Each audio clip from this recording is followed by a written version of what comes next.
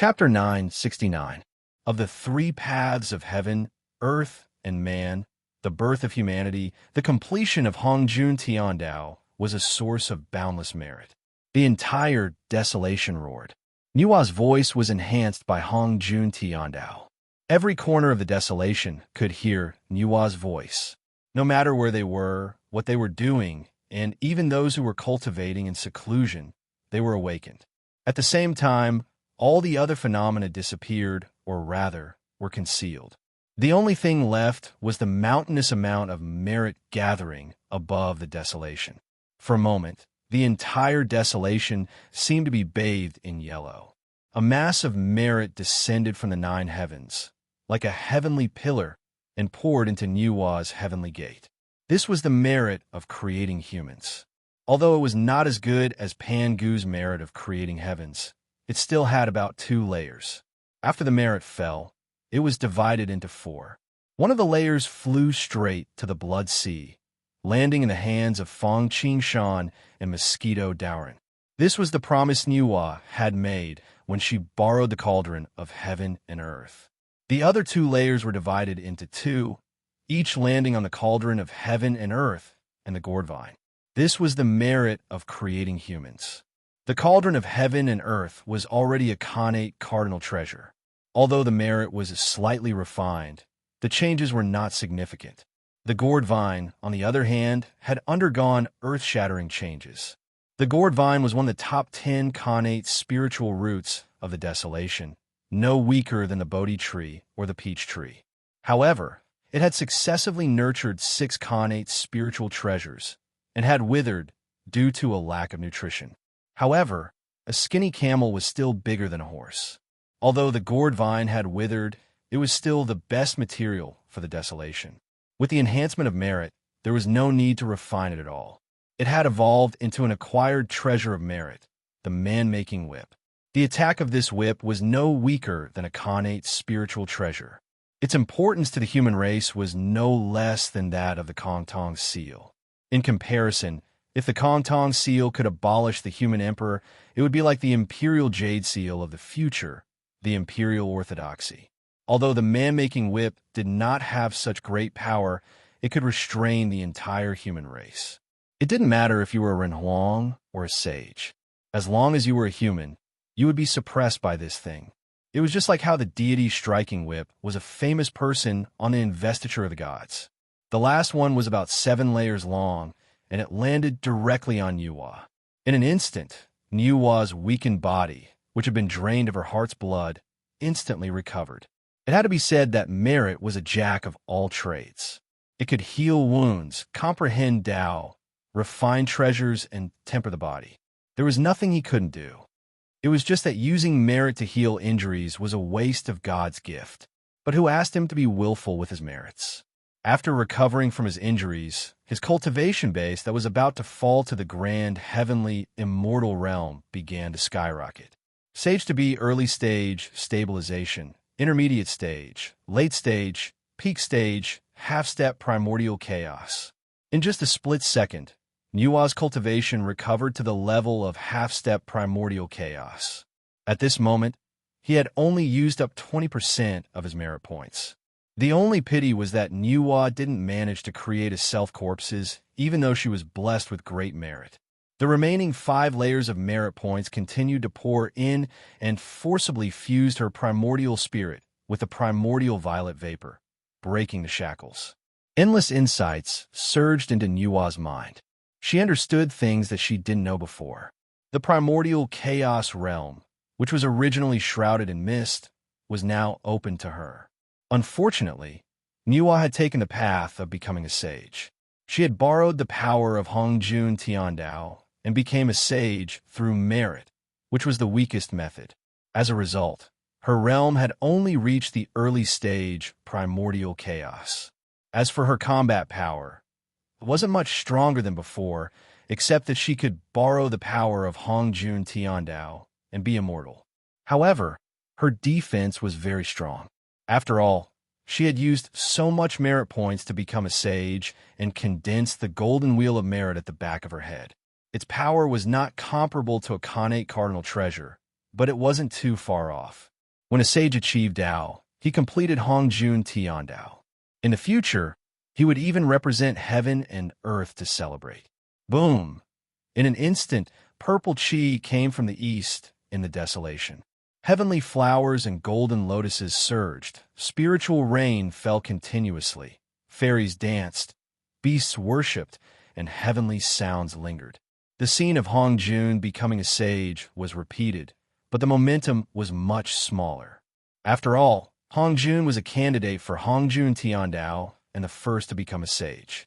She also used the 3 corpses to prove her Tao and had a creation jade archive in her hands. Nuwa couldn't compare to her in all aspects. However, a sage was a sage. With the support of Hongjun Tiandao, Nuwa's aura surged. With her, as the center, it instantly swept in all directions. For a moment, all living beings in the desolation, without the protection of the supreme treasures and array formations, were forced to kneel on the ground and shiver. As for those above the zenith heaven, it was naturally the same as before. The array formations were activated and supreme treasures were used to isolate the sage's aura. Sanqing, Jinjuni, Di Juntai, 12 Zhu Wu, and the others were especially unwilling to be outdone. While they might not fight, they were unwilling to show weakness. It would have been fine if it had been Sanqing and Jianjuni. After all, they were all heavenly sages. If Di Juntai, 12 Zhu Wu, and the others dared to challenge her, Nuwa would have taken it down a notch. However, at this moment, she couldn't care less. After all, compared to 12 Zhu Wu and the others, she was more willing to spend her time on Fang Qingshan and Mosquito Daoren. Good and evil would always be rewarded. It was just a matter of time. Nuwa had been looking forward to this moment for a long time. The cauldron of heaven and earth that should have been returned to Nuwa after she became a sage was suppressed and detained by her. Not only that, but Nuwa had also intentionally directed her aura towards the Blood Sea. Unfortunately, it was all in vain. The Blood Sea formation and the protection of the various supreme treasures made it impossible for even Hongjun to break through, let alone Nuwa, who had just become a sage. Moreover, she had taken a shortcut to the Zhongnan shortcut and used her merits to prove her Tao. She was the weakest among the sages. You're a wolf from Zhongshan. How arrogant! Upon seeing this, Fang Qingshan and Mosquito Daoren could not help but sneer. How dare you detain the cauldron of heaven and earth? He will have plenty of time to settle the score with you. In order not to alert the enemy, Fang Qingshan and Mosquito Daoren did not react too aggressively. Seeing that Fang Qingshan and Mosquito Daoren were cowards, Nuwa was both happy and unhappy. After a while, seeing that she could not do anything to them for the time being, she snorted in her heart. However, when she thought of the cauldron of heaven and earth, the actions of the demon race not long after, and heaven's will, Nuwa could not help but sneer again. I am Nuwa. Now that I have proven my Tao, I have established a Tao field in the chaos. All Taoists are welcome to attend the ceremony. Seeing that she could not do anything to Fang Qingshan and Mosquito Daoren, Nuwa did not care. She did not even care about the human race who had just achieved Tao. She directly flew out of the 33 heavens. At the same time, Nuwa's voice once again spread across the desolation. To Nuwa, the human race was nothing more than a tool for her to become a sage. Otherwise, she would not have abandoned the human race here without a care in the world. She would not have thought of the dangers of the desolation. The newborn human race probably could not even compare to the weakest race in the desolation. Otherwise, she would not have stood by idly when the demon race massacred the human race. Chapter 970. Wu people Hutu request to see Brother Mosquito and Brother Fang. Just as Nuwa headed into the inner chaos to open up a new world, and the others were busy watching the ceremony, Hutu came to the range of the Blood Sea quietly. Hee, my Blood Sea sure is bustling. First it was Nuwa, now even Hutu is here. Among the desolation, no matter how one behaved, it was hard to say who the most powerful male immortal was. But the most powerful female immortal was second to none other than Nuwa and Hutu. Niwa was the only female immortal to become a sage. While Hutu did not become a sage, she had incarnated into samsara. In the underworld, even a sage had to stay away from her. When Hongjun met her, they had to address her as Taoist. Coupled with the relationship between the sorcery and demon races, the two were the brightest. Just like Niwa's arrival, Fang Qingshan sensed Huda the moment she entered the Blood Sea. Even Sanqing has not become a sage. It's still too early for Hutu to incarnate into samsara. Fang Qingshan raised an eyebrow, thinking that Hutu was about to incarnate into samsara. He could not help but feel suspicious. But compared to Niwa, Fang Qingshan was much more respectful towards Hutu. While Hutu's purpose of incarnating into samsara was not pure, compared to Niwa, who used humans as tools, Hutu's character was much more noble. At least in terms of results, it allowed the earth tunnel to be born and the soul to rest. It was no wonder that Hutu incarnated into samsara was much more meritorious than Niwa's creation of humans. It was Pangu's greatest meritorious creation since he opened the sky. Moreover, the demon race was secretly plotting against him, but the Wu people had no grudges against him. No grudges recently. Therefore, when Hutu spoke, Fang Qingshan and Mosquito Daoran opened the Blood Sea array and came out to welcome her. Buzz! The Blood Sea formation was opened. To Hutu's surprise, the scene that was supposed to be filled with waves of blood, roars of dead souls, soaring murderous aura, and devastating karmic power didn't appear. Those who didn't know what was going on might have thought that they had arrived at a famous blessed land of desolation. Hutu couldn't help but widen her eyes. Surrounded by mountains and rivers, the spiritual energy was like rain. The moon hid the sun, swallowing the clouds and spitting out rosy clouds. There were green pines reflecting the light, golden lotuses condensed fragrance, jade rabbits running, and rock flying in the wind. Auspicious light and auspicious qi rose layer by layer, and the mist covered the ground, forming all sorts of inconceivable scenes. Celestial maidens scattering flowers, immortals riding deer, fishing boats singing at night, high mountains and flowing water. It was truly a paradise for immortals, a paradise for mortals. A divine bridge flew out of the Blood Sea and landed under Hutu's feet. It is a pleasure to have a friend come from afar. Lady of Earth Taoist, please. Fang Qingshan's voice was heard. Seeing this, Hutu did not hesitate at all and stepped on the divine bridge. In an instant, he entered the Blood Sea. In the blink of an eye, he came to paradise. Around him, there were wisps of auspicious light and auspicious qi hanging down from the void, intertwining into golden lamps and jade necklaces, tinkling. Mountains rose and fell, scattered like stars in the sky, and rivers, streams, and lakes wandered among them. There were scattered golden palaces, jade towers, and jade towers. The corridors were winding, and the eaves were high. All of them had their own terrains and were scheming against each other. There were exotic flowers and plants that never withered, and green pines and cypresses that were evergreen. I didn't expect the legendary, dangerous place of the Blood Sea to be like this. Seeing is believing, and hearing is false. This is an eye-opener for Hutu. Hutu followed Fang Qingshan all the way, and he could not help but sigh with emotion. In fact, it was normal. Everyone yearned for beauty, whether it was Buddha, devil, monster, or Taoism. Even if a sorcerer worshipped nature and did not like to be meticulous, he would not be willing to stay in a dirty place. Mosquito Daoran was fine with it.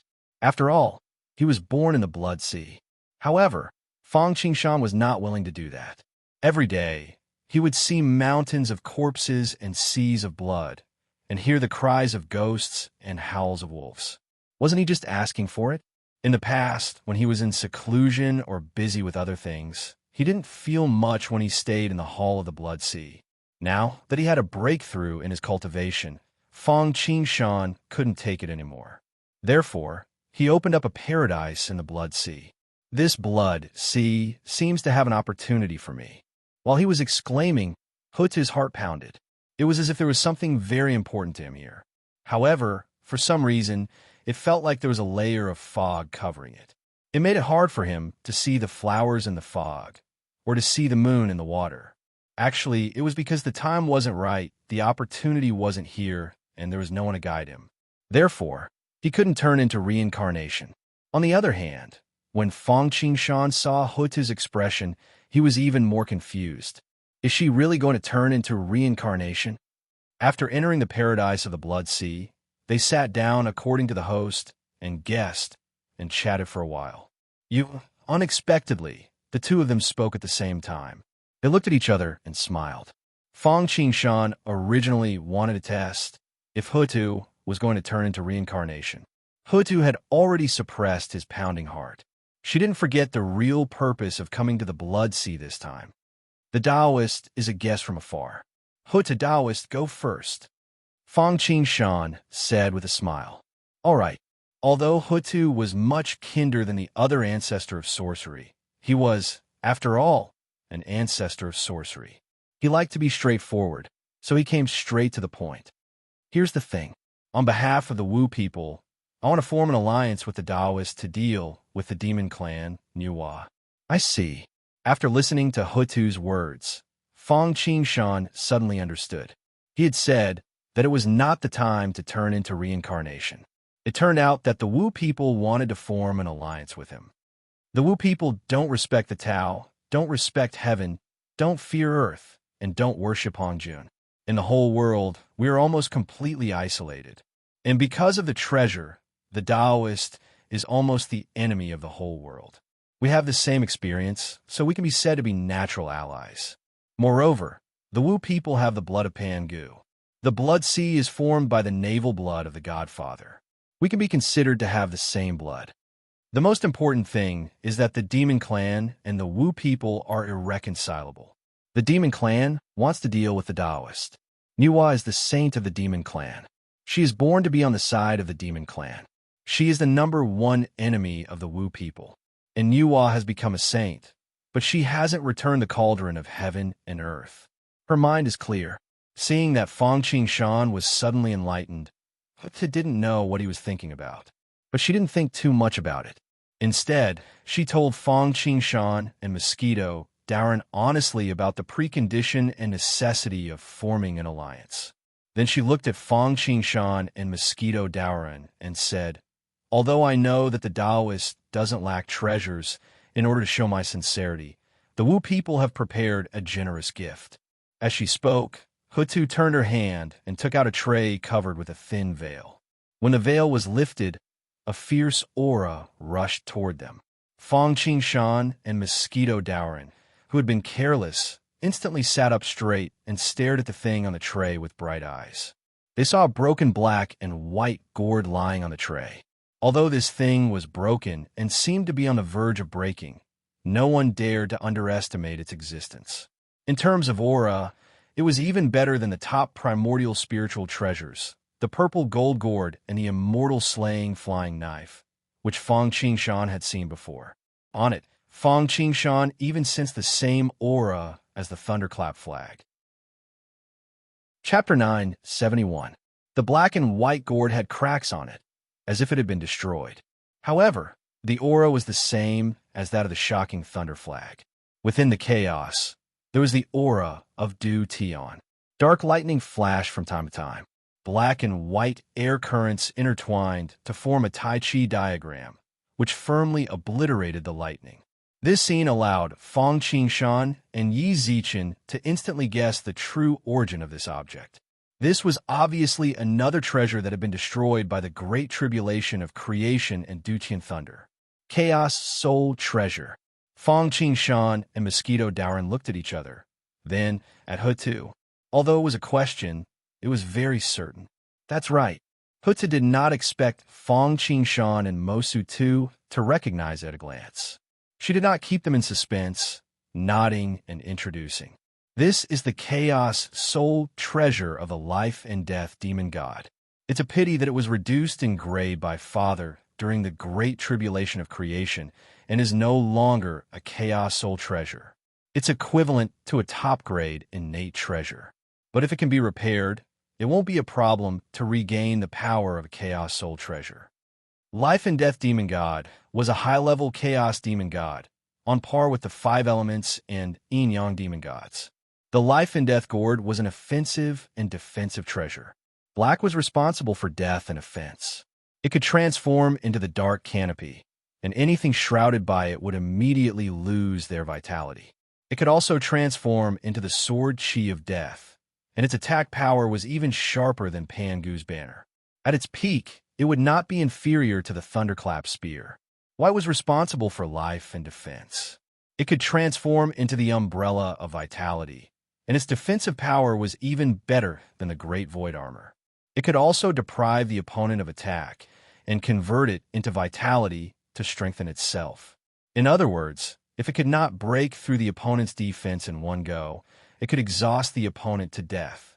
Unfortunately, the Life and Death Demon God was not lucky enough to meet a freak like Pangu. Whether it was the Duqian Thunder or the Pangu Axe, their offensive power was unparalleled. One thunder and one axe could break through the opponent's defense. Not only did he die, but the Chaos Soul treasure was also broken. Actually, he was not the only unlucky one. The other demon gods were the same. Which high-level demon god was easy to deal with? There was no need to even mention the peak-level demon gods. Unfortunately, none of them were of any use. Other than Yang Mei, who managed to escape unscathed, the others were reduced to ashes while Pangu was chatting and laughing. At this time, it was already his fate. What more could he say? Are the two Daoists satisfied? What do you think of my suggestion? After introducing the gifts, Hutu could not help but ask with a smile. Seeing the expressions of Fong Qingshan and Mosquito Dowren, Huda knew that he had achieved his goal. What do you think?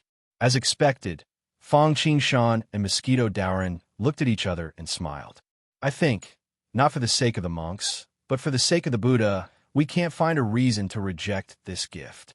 Indeed, even if Hutu did not come, the demon tribe and Yuhua would deal with him. Not to mention that the demon tribe and Yuhua would not let him go just for the cauldron of heaven and earth. Fong Qingshan would also deal with Yuhua. Putting aside the fact that he had gained an ally, he would be able to avoid exposing some of his trump cards. Just this chaos spiritual artifact itself, even though it was heavily damaged, was already a pleasant surprise for Fong Qingshan. Although this life and death gourd was not a bad thing in the hands of others, it would at most be used as a trump card or a talisman treasure. Because they did not cultivate the law of life and death, it was basically impossible for them to repair it. As for treasures containing the law of life and death, it was even more difficult to find since it did not even come out of reincarnation. Moreover, even if they found a magical material containing the law of life and death, they would still need superb refining methods, which was very troublesome. Looking at the state of the life and death gourd, if it was not repaired, it would probably collapse after a few more uses. However, Fong Qingshan and Mosquito Dowren were different. Although they did not cultivate the law of life and death, they had the Timeless Arkansas. As long as this item was integrated into the Timeless Ark, not only could it add an eternal divine furnace unit, but would also not have to worry about repairing the treasure. Just like the Jotian star formation, it was originally very difficult to combine the 9 formation diagrams into one, just like the Connate 5-element flags, which needed a lubricant like the Hong Meng purple gas. However, with the Timeless Ark, all this was not a problem. With the Life and Death Gourd, the Eternal Divine Furnace unit was filled, and the Timeless Ark was one step closer to upgrading. That's great. Hearing this, Hutu was very sure. But it was not until now that the stone hanging in her heart finally fell to the ground. The wizard tribe fought against the heavens and the earth and were not afraid of anything. However, Goddess Nviwa's ascension to the divine realm had put too much pressure on them. Now that they had an ally who could contend against the divine realm and had a grudge against the divine realm, it couldn't be any better. I think that when Yuhua becomes a sage, the demon clan will probably take advantage of the opportunity to establish themselves and announce it to the world. At the same time, I'm afraid that their patience with the Taoist has reached its limit. I think they may make a move against the Taoist when the demon clan is established. After all, if the Taoist does not come out of the Blood Sea, I'm afraid that very few people can do anything to the Taoist." At this point, Hutu paused. "As long as the blood sea does not dry up, the Taoist will not die." This sentence that Mosquito Dowrin said to Nuwa had already spread. In response, Nuwa specially consulted Hong Jun and received a positive answer. Everyone was extremely envious of him. After all, not everyone dared to say that they would not perish even if the world perished, and that they would not perish if the sun and moon decayed.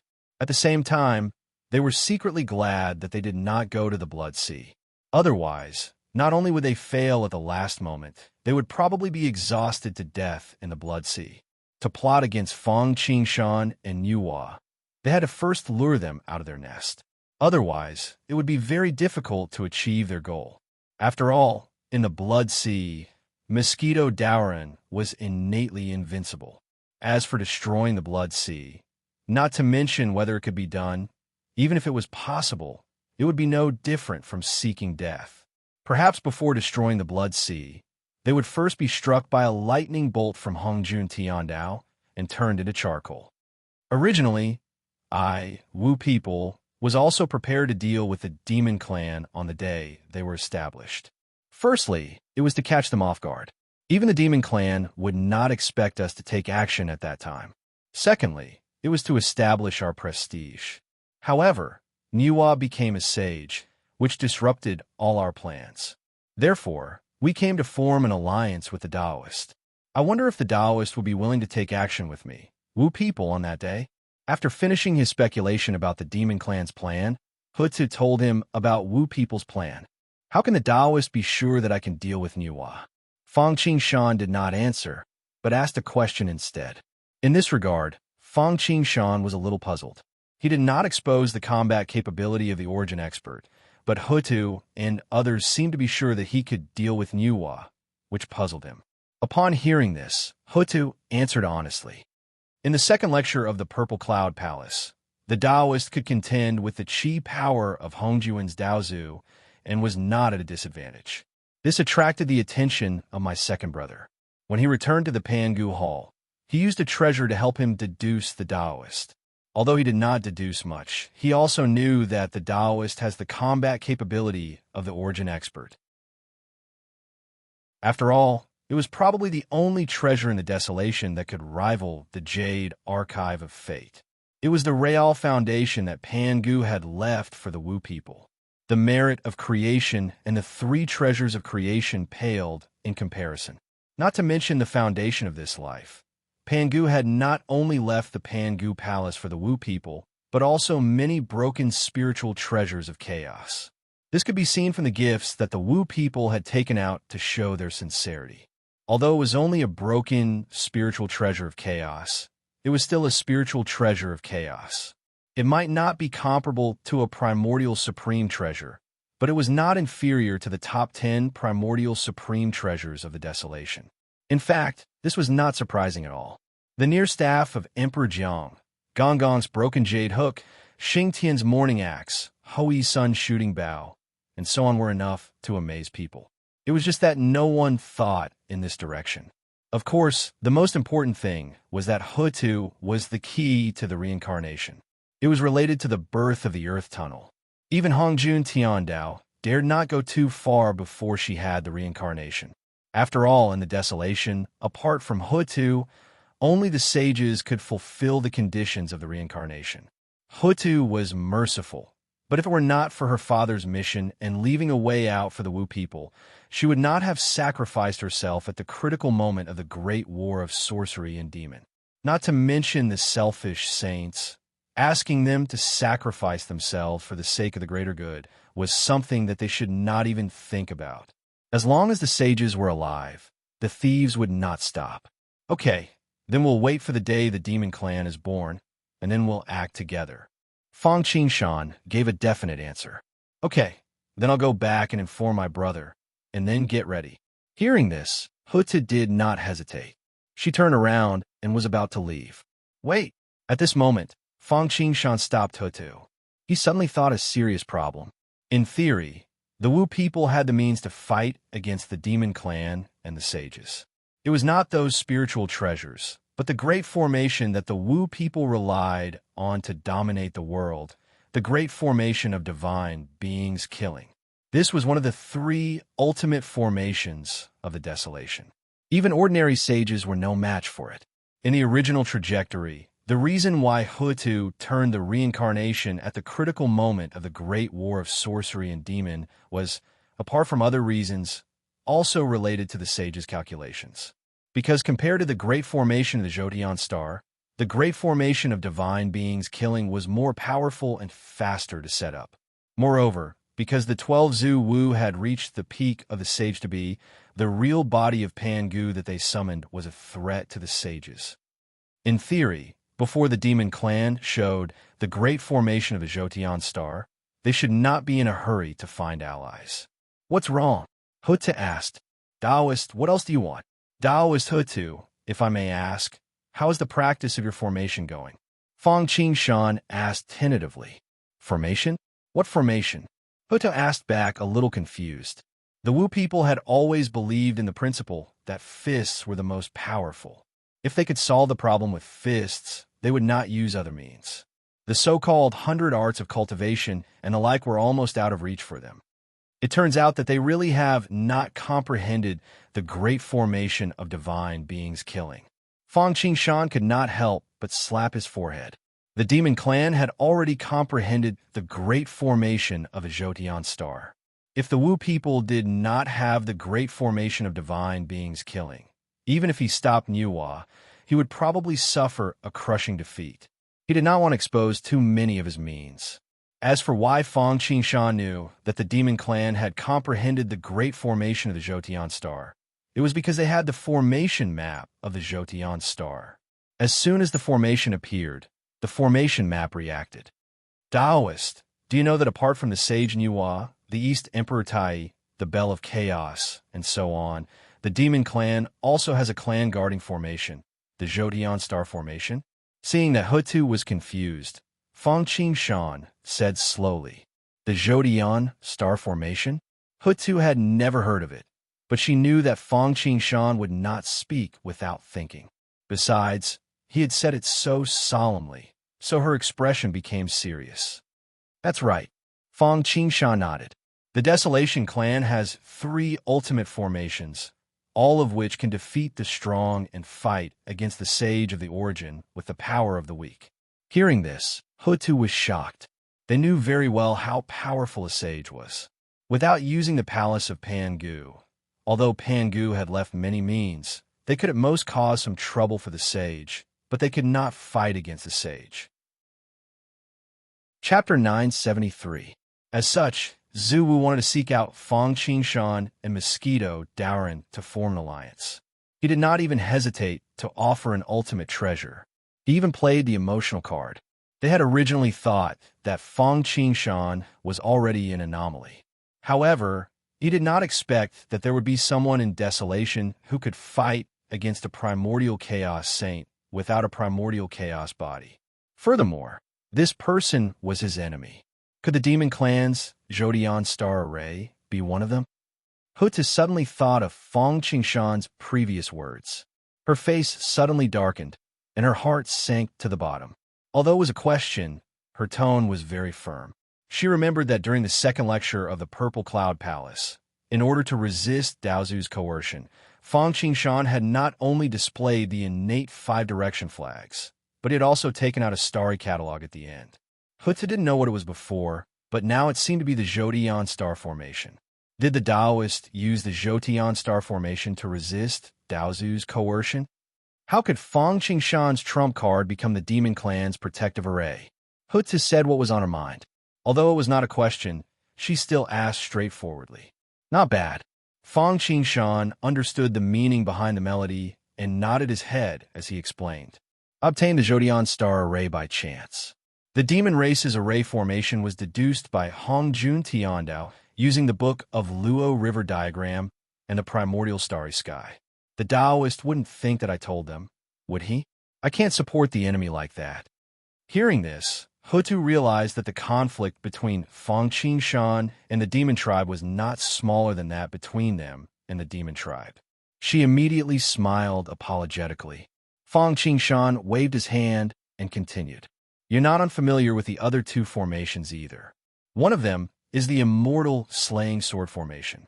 Oh, Huda was no stranger to this. Back then, when the Purple Cloud Palace distributed the treasures, there was a huge commotion.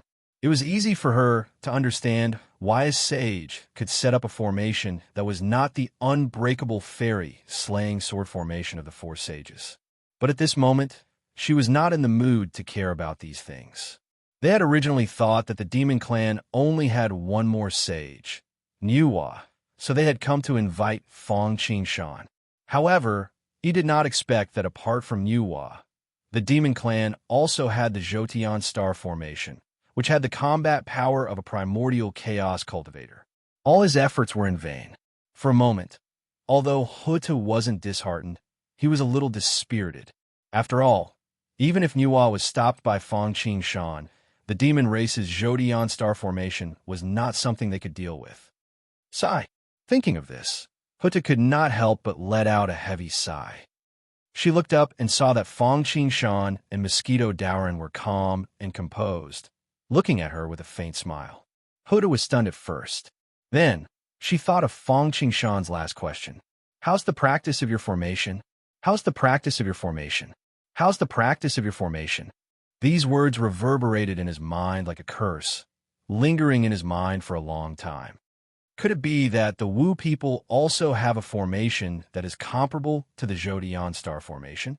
Hutu's eyes lit up, and she looked at Fong Qingshan expectantly.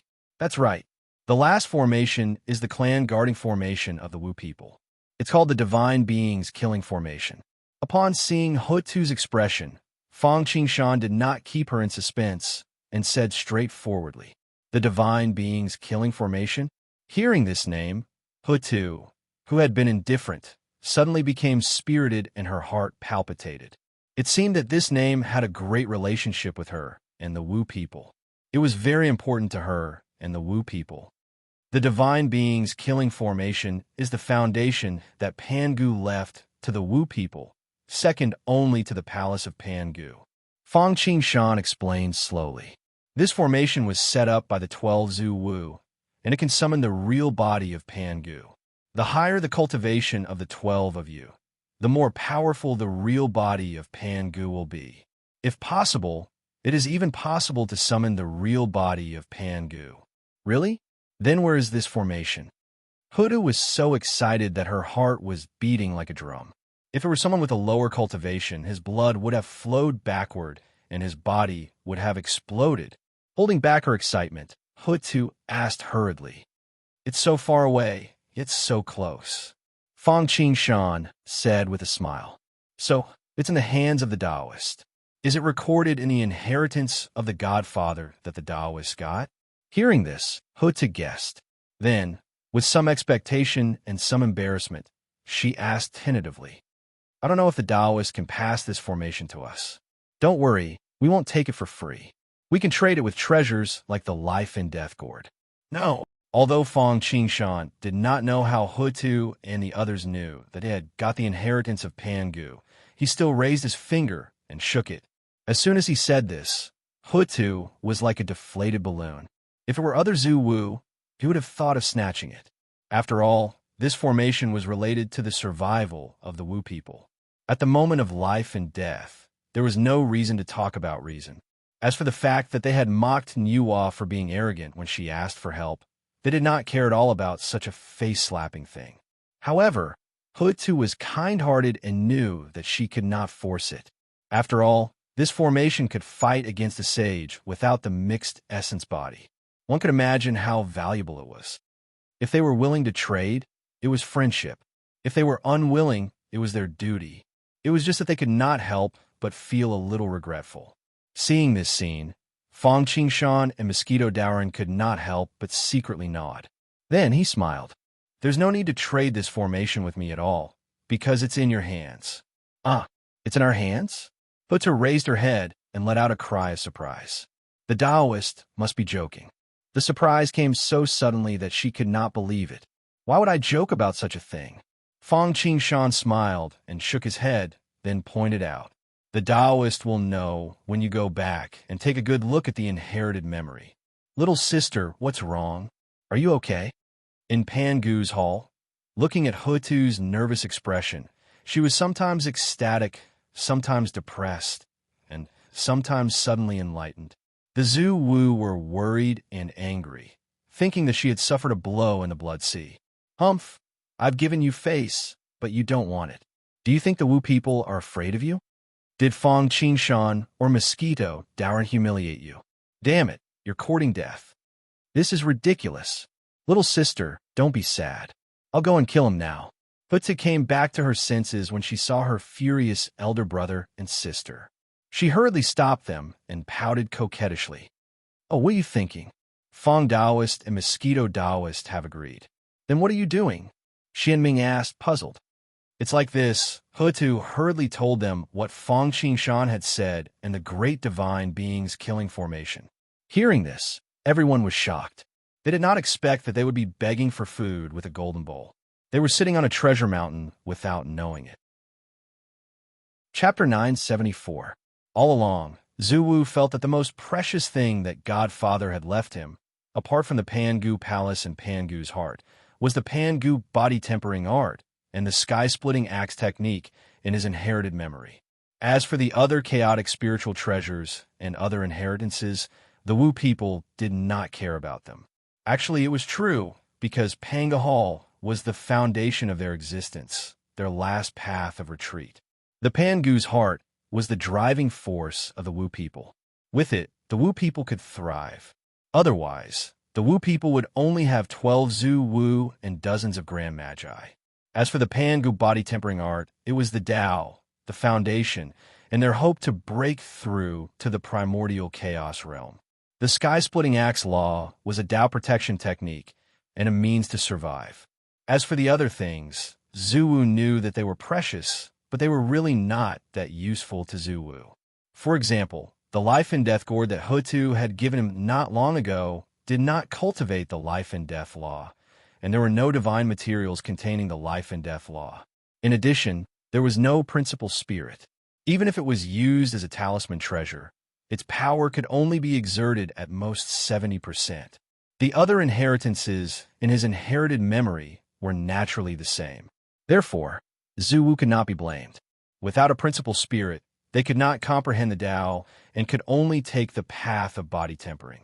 Coupled with the influence of the baneful aura, they were unwilling to use their brains. Therefore, the most important things were naturally the Pangu body-tempering art and the sky-splitting 9 styles, which were body-tempering cultivation techniques and killing divine abilities. As for the other inheritances, they were not in line with their temperament, and it was very difficult to comprehend them without a principal spirit. Therefore, they had put them aside. At that moment, after Fong Qingshan's reminder, they checked their memories and finally found the inheritance of the capital divine fiend array. They checked their memories and finally found the inheritance of the capital divine fiend array in the deepest part of their inherited memory. Each of the 12 capital divine fiend array Zhu Wu had inherited 1/12 of it. Together, it was a complete inheritance. This array had to be cast by a descendant of the Pangu's bloodline. Otherwise, the effect would be greatly reduced. Because of this, when Shiyu and Xinyuan fought for the human emperor's position, the 9/9 mystical Yin array was derived from the divine fiend array. It was not that he did not want to recreate the divine fiend array, but at that time, the Wu people could not gather all the 12 magi. As for the shamans of the Zhuli tribe, their bloodline alone was not enough to meet the requirements of setting up the formation, let alone their cultivation. Wu, the shamans of the mystical Yin Wu people, their bloodline was from the Wu people's cultivation level. Wu peoples that from God from clan from Wu people. That's right. Aya, why didn't we think of this before? It seems like Fong Qingshan and the others have indeed obtained the true legacy of Father God. Otherwise, it would be impossible for them to know things that even we don't know about. Taoist, Wu clan He Mu for the Tian, Wu Hao Mu Hao, Wu Pan, Mu Chun Wu, from the Haisfang Wu for Wu Taoist, Hao Wu Pan Wu. Wu, Pan Dong Wu Wu. They had not practiced the array yet, They had only heard from Fang Qingshan that the Divine Fiend array could fight against a sage, and they had only experienced the memories of the Divine Fiend array. The 12 Zuwu were so excited that they did not doubt the power of the Divine Fiend array at all. Everything produced by Pangu was of the highest quality. Other things aside, just the fact that it could summon Pangu's true body showed that this array was not to be underestimated. Even if the summoned Pangu's true body only had 1% or 1,000th of Pangu's true strength, it was still impressive. One had to know that Pangu himself was comparable to the Great Path. 1% or 1,000th of the Great Path might not be comparable to Hongjun Tiandao, but it should not be a problem to deal with a sage. Their morale, which had been low because Niwa had become a sage, instantly rose. With this array, the Wu people could be considered to have established a foothold in the Desolation Alliance. Although Pangu had left them many trump cards, there were many things that could only be used once. For example, the Life-Death Gourd. Because they did not have the ability to repair it, this treasure would become useless after a certain number of times. Moreover, apart from a few cardinal treasures like the Timeless Ark, there were very few Dharma treasures that could help people surpass the primordial chaos realm and challenges. Khanate cardinal treasures could not do it, but chaos spiritual treasures might be able to do it. However, those below the primordial chaos realm would probably not be able to use it at all. Even if they were forced to use it, they would only be able to use it once. Furthermore, their entire bodies would be sucked dry instantly. Moreover, a complete chaos spiritual treasure was not something that could be taken out so easily. Didn't you see that even a chaos spiritual treasure was damaged? Although Pangu had left them many chaos spiritual treasures, they were all like the Life-Death Gourd. If they could not be repaired, they would become useless after a few uses. The strongest trump card that Pangu had left for the Wu people was the Pangu Palace. The power of this treasure was immeasurable. However, this was the last trump card of the Wu people. They could not use it unless it was a matter of life and death. Moreover, a sage was not worth fighting with their lives on the line. However, under the circumstances that they could not use the Pangu Palace, only the combat power of a primordial chaos saint could be undefeatable. The Wu people, who had the heavenly fiend formation, clearly had such confidence. If we had known that we had the heavenly fiend formation, we wouldn't have needed to be afraid of Niwa. We also wouldn't have needed to let little sister beg Fang Qingshan and Mosquito Dowren. With confidence, the Wu people were naturally not used to bowing their heads. Zhurong began to regret forming an alliance with Fang Qingshan. Yes, with this formation, so what if we, the Wu people, become the enemy of the entire world? Who would dare to fight us to the death? Gomon could not help but nod in agreement. You can't say that. Dijiang's expression darkened as he looked at his arrogant brother. Even a lion would use its full strength to fight a rabbit. They had not defeated the demons yet, but they were already starting to despise Fang Qingshan. They did not know that an arrogant army was bound to lose. Moreover, they did not have a complete advantage. Instead, they were at a disadvantage. After all, the demons still had Hongjun behind Yuhua. As the clan leader of the Wu people and their elder brother, Dijiang was determined to dispel this evil trend. We have the heavenly fiend formation, and the demons also have the Zhodian star formation. Moreover, Niwa is a saint. Do you really think we can sit back and relax? Moreover, without Fang Qingshan's reminder, we would not have been able to discover the inheritance of the heavenly fiend in such a short time. Chang Liang and the others, who had wanted to agree with Zhurong, could not help but choke. They opened their mouths, but could not speak for a moment. All right, now is not the time to talk about this. The establishment of the demon race is just around the corner. We'd better practice the heavenly fiend formation quickly. Don't make a big mistake because of our unfamiliarity. Otherwise, seeing that the atmosphere was a little heavy, Huda hurried to smooth things over. Yes. Little sister is right. Everyone, let's practice it together. Zhurong and the others, who had been warned by Dijiang, immediately nodded. Dijiang shook his head helplessly and didn't say anything else. Therefore, the 12 Zuwu could not wait to practice in Pangu's hall, hoping to surprise the world on the day of the demon race's establishment. Chapter 975. While Wu people were practicing the great formation of divine beings of desolation and the guests of the Purple Cloud Palace, most of them were gathered in front of the world's barrier to watch Nuwa imitate Pan Gu's creation of the world. Firstly, after becoming a saint, the amount of spiritual qi absorbed was too large. Living in the world of desolation was too much of a burden on heaven and earth. Creating a world was not just about creating a place to live. It was also about applying theory to practice and verifying what one had learned. At the same time, it was also about suppressing the chaos and protecting the world of desolation. Although it was not a top-notch world like the world of desolation, it was still complete. Moreover, as it was perfected, the world could continue to advance. This was also a kind of cultivation. Goddess Nviwa casually tossed out the red embroidered ball. Like a clap of thunder in a silent place, it landed in the chaos. Immediately, it was like pouring water into boiling oil. The chaos chi instantly exploded, and endless chaos chi spun crazily like a tornado, wreaking havoc. Nuwa paid no attention to it at all. Instead, she became even more aggressive, throwing out the red hydrangea again and again. Even standing in the world's barrier, everyone was still frightened when they sensed the turbulent chaos chi, the power of earth, wind, water, and fire. What a saint! She is indeed extraordinary. She is only one step away, but the difference is like the clouds and mud. Everyone was amazed. Laozi, primordial lord of origin, Tongtian, and Tai, who had treasures in their hands, were confident that they could also create the world with their treasures, but they could not do it as casually as Nuwa. Nuwa did not care about what the others thought. Others had benefited a lot from watching the creation of the world. As the person involved, she naturally understood more. 9 was the extreme number. Nuwa threw the red hydrangea 9 times in a row and finally stopped.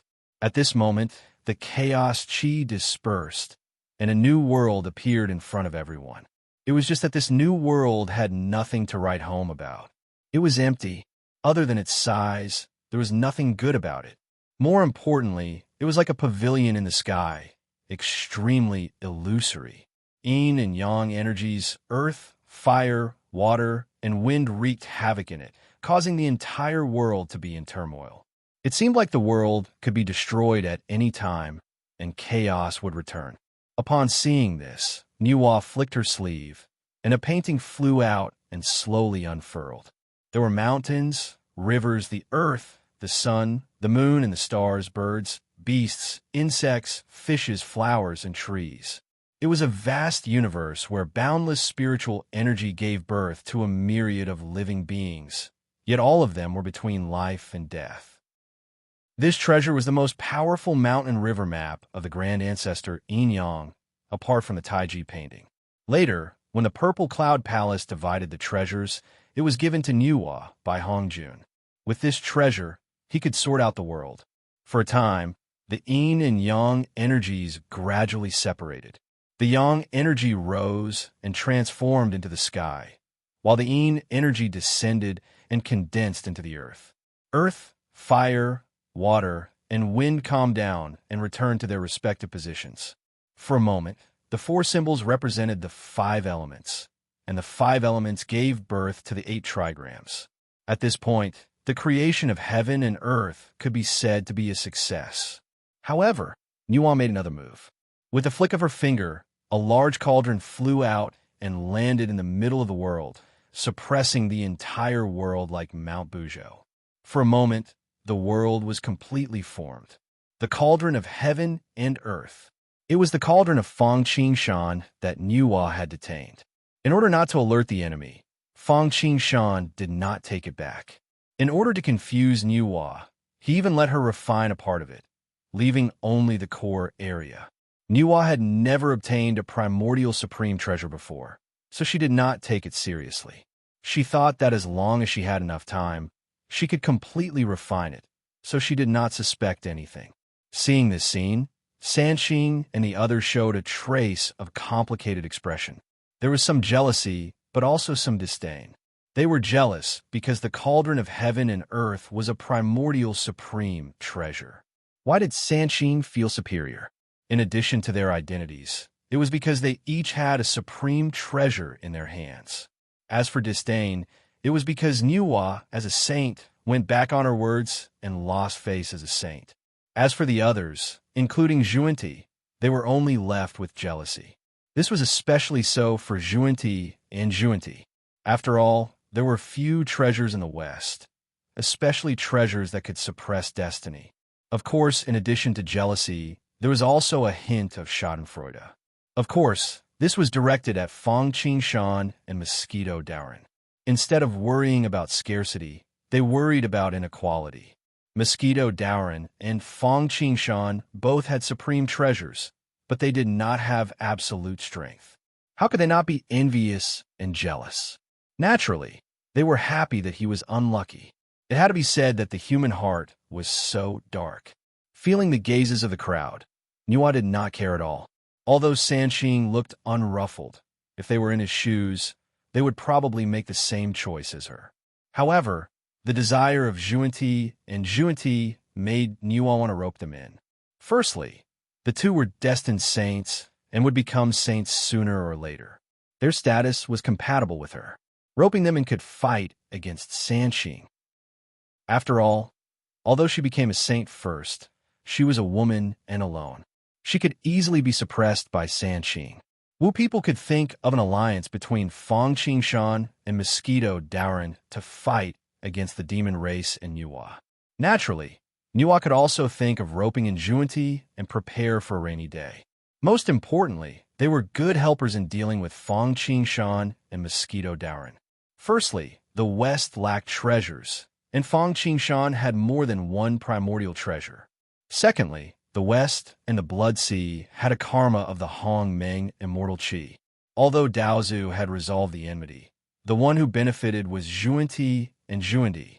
Therefore, it was easy to rope them in to deal with Fong Qingshan and Juanti by promising them a treasure. As for why Niwa did this, she had to offer a treasure in the end. It was because after becoming a saint, Niwa was constantly on tenterhooks when she thought about how to deal with Fong Qingshan. Nviwa did not dare to take this kind of whimsical thing lightly. She did not expect that it would be so difficult to deal with Fong Qingshan and Mosquito Dowren after becoming a saint. Although there was hatred in her heart, it was better to be safe than sorry. In order to ensure that nothing went wrong, she felt that it was worth it to pay a treasure to rope in Juanti and Juandi. After all, even if it was not for the present, it could be for the future. Thousands of thoughts flashed through her mind, but it only lasted for a moment. Moreover, the treasure was just a drawing of a pie in the sky. What would happen in the end would depend on the specific situation.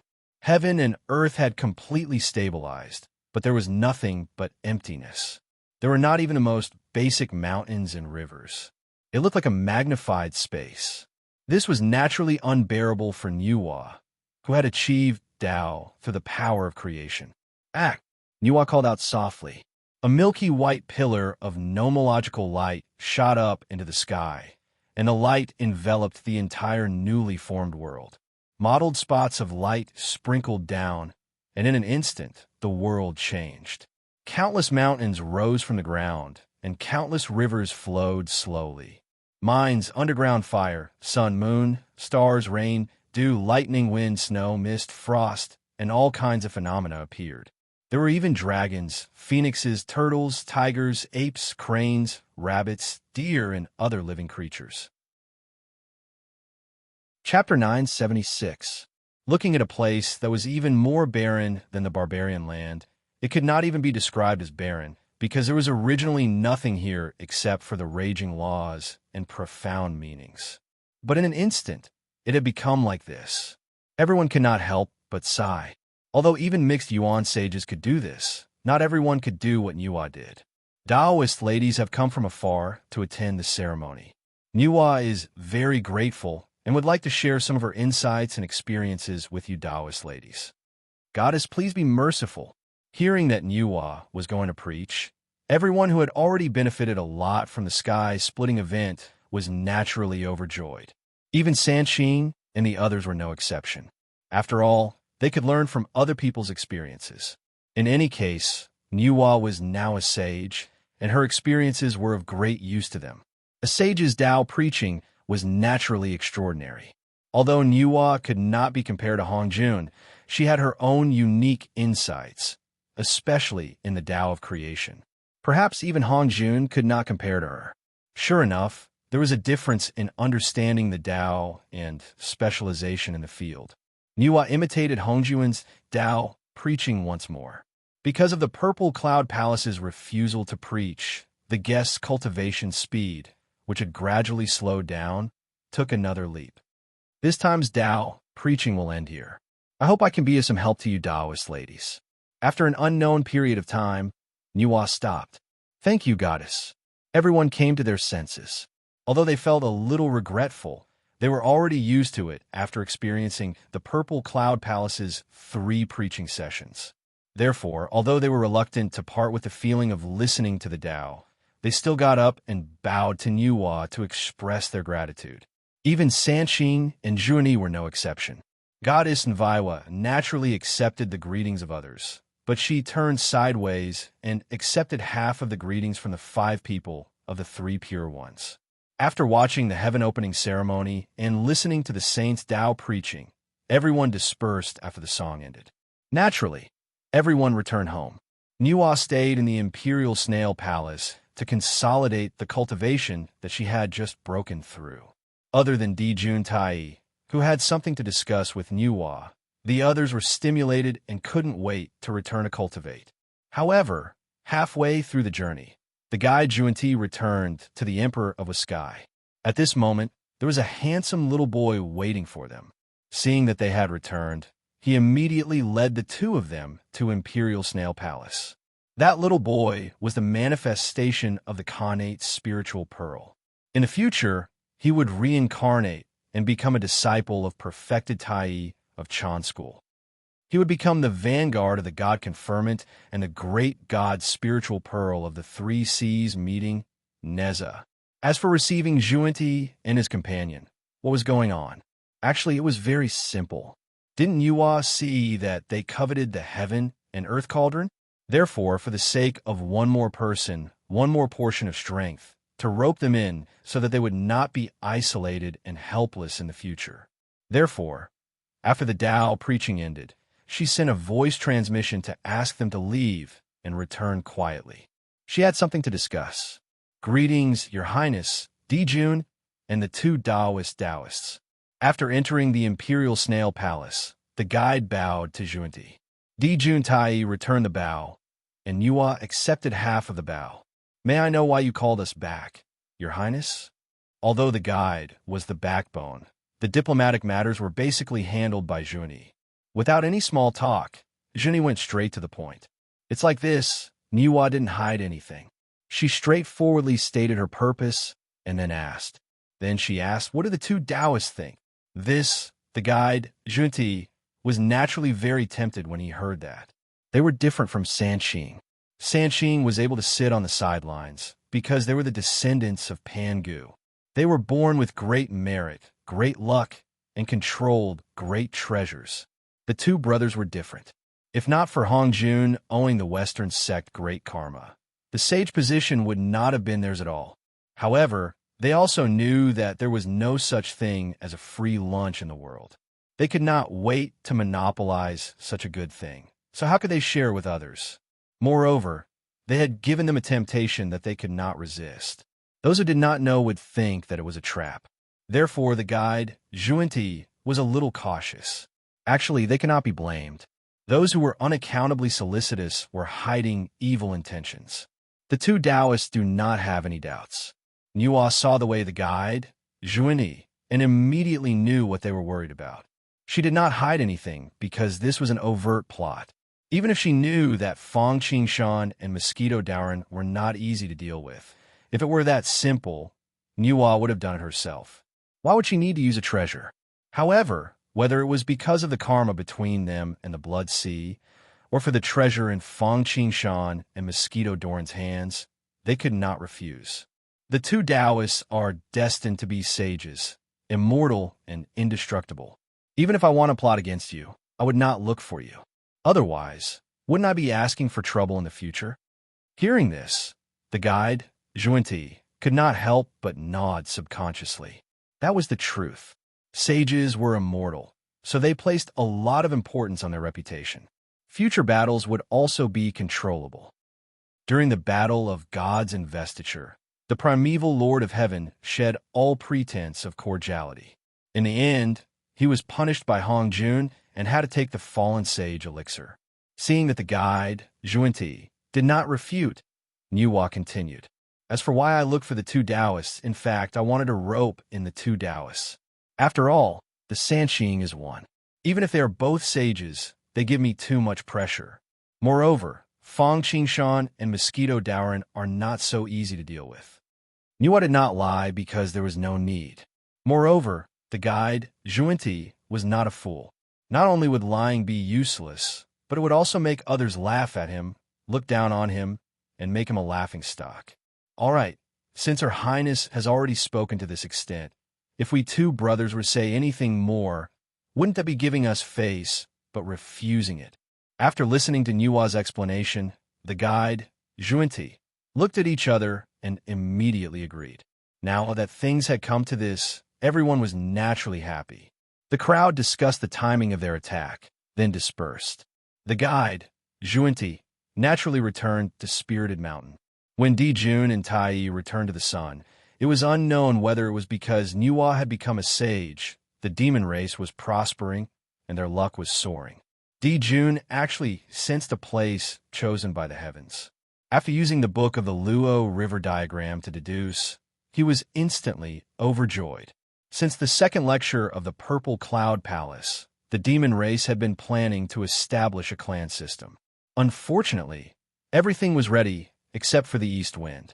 Bai Zhe and the others had swept through most of the Desolation continent and found countless grotto heavens and blessed lands, including the 36 grotto heavens and the 72 blessed lands. However, in the opinion of Dijun and Tai, the specifications were too small and could not accommodate the demon race. They were not suitable for the demon race to establish a nest. This matter was delayed until Tung Wang Kung's Penglai Island force developed like a raging fire.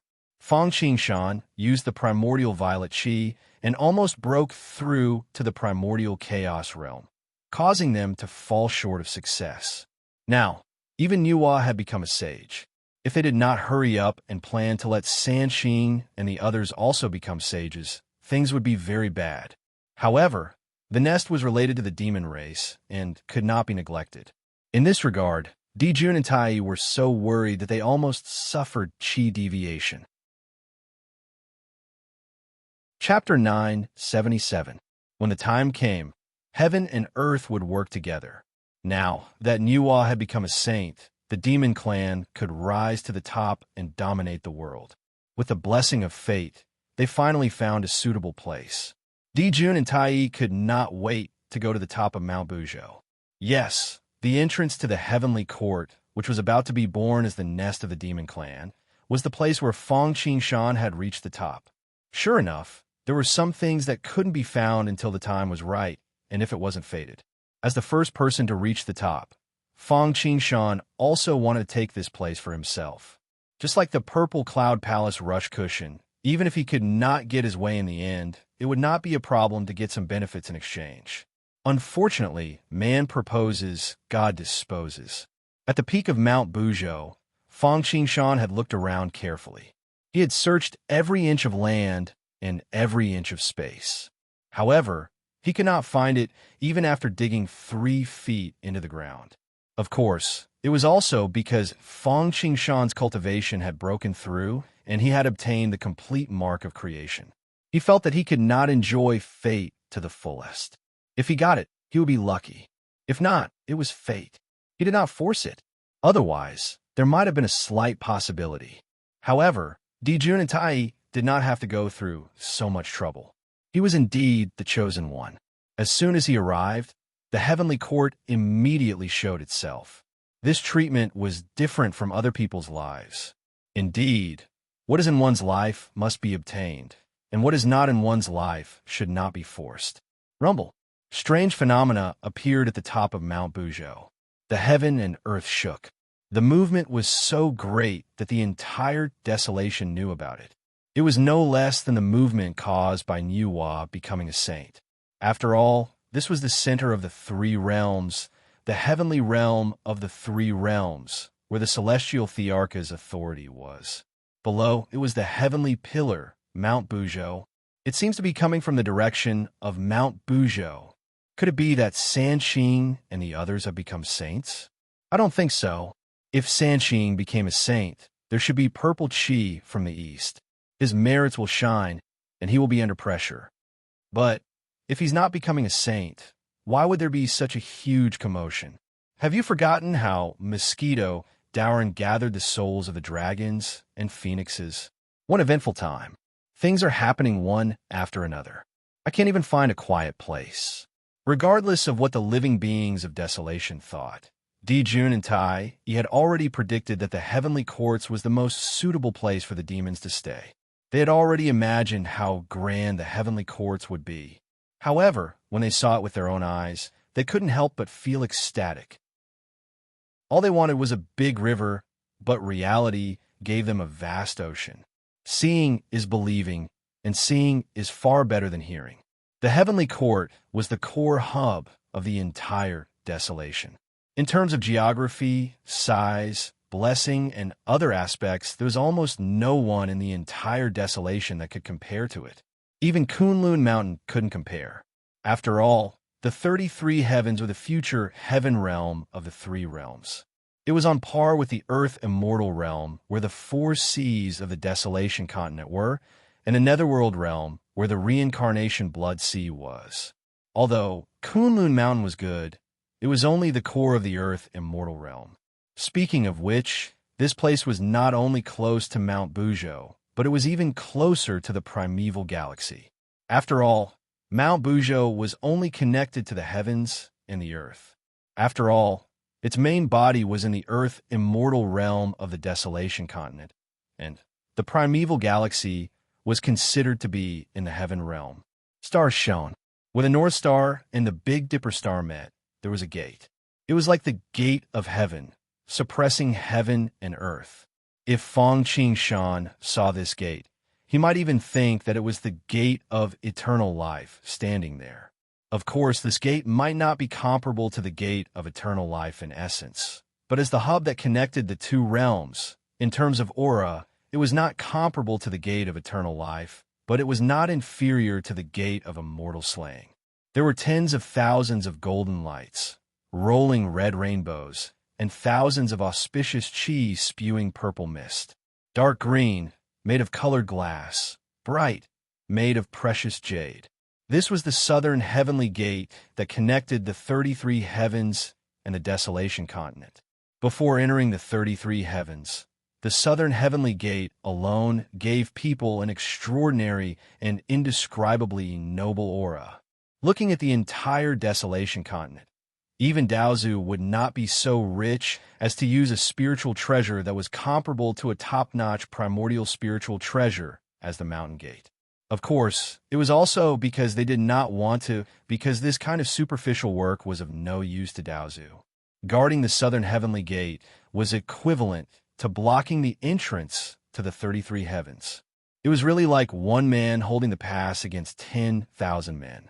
Entering it made Di Juntai even more excited.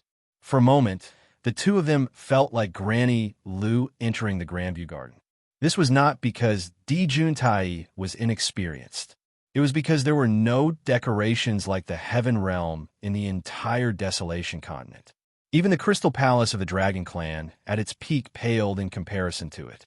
As for Daozu's Purple Cloud Palace, it was not that he could not do it. It was just that there was no need for it. That was why Di Jun and the others were shocked.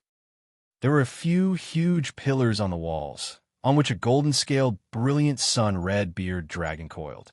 There were also a few long bridges, on which a red-top phoenix with colorful feathers circled. Bright clouds reflected the light in the sky, and a green mist covered the entrance. There were also famous flowers that would not fade, even after 1,000 years, evergreen, auspicious grass, Golden Palace silver lawn, and Purple Palace purple flower jade grass, and Jasper flower jade grass. They passed by the King Jade Rabbit altar, and the sage golden crow flew at the bottom. There were also 36 heavenly palaces: Cloud Dispatching Palace, Sand Palace, Sansheen Palace, Wombing Palace, Tushita Palace, 72 Throne Halls, Morning Meeting Hall, Lingshu Hall, Treasure Radiance Hall, Bright Hall, Chuli Hall, Heavenly King Hall. They were arranged according to a mysterious array. The entire 33 heavens was a peerless array. It was comparable to the Zodion star array that Di Jun had just learned, especially when they arrived at the Lingxiao Palace of the Golden Arches. Purple aura rose from Di Jun and Tai Tai's bodies. It resonated with the grand and ancient Lingxiao Palace of the Golden Arches.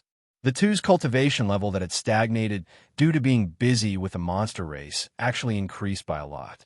They were not any slower than those who were cultivating in seclusion. Fortuitous encounters were indeed something to be envious of. After all, Di Jun and Tai Tai were the main characters of this cataclysm, the Lord of Heaven and Earth. They cultivated the Sovereign Path and the Emperor Path, while the Lingxiao Palace of the Golden Arches was the palace of the Lord of Heaven and Earth, the Lord of Worlds. Therefore, it was a perfect match for the two of them. In addition, if the Southern Heavenly Gate was comparable to the Immortal Slaying Gate, then the Lingxiao Palace of the Golden Arches was comparable to the Gate of Eternal Life. It was the same as the Kongtong Seal and the Universal Chessboard. It was a treasure of providence. If Di Jun and Tai Tai could really unify the desolation world, they would be comparable to the three treasures of creation. They might even surpass them. When Di Jun saw this paradise, he shouted, "The heavens bless the monster race. The heavens bless the monster race." Tai laughed and said, "With this world, the monster race has nothing to worry about." Initially, Di Jun and Tai had thought that Feng Qingshan had wasted the last strand of primordial violet qi to refine a treasure, which had cut off their chances of breaking through to saints. In addition, there was also the pressure of Niwa becoming a saint, so they were under great pressure. Now, after obtaining the 33 heavens and the Lingxiao Palace of the Golden Arches, they saw hope. The hope of breaking through to primordial chaos. Chapter 978. Not forgetting the past was a teacher for the future.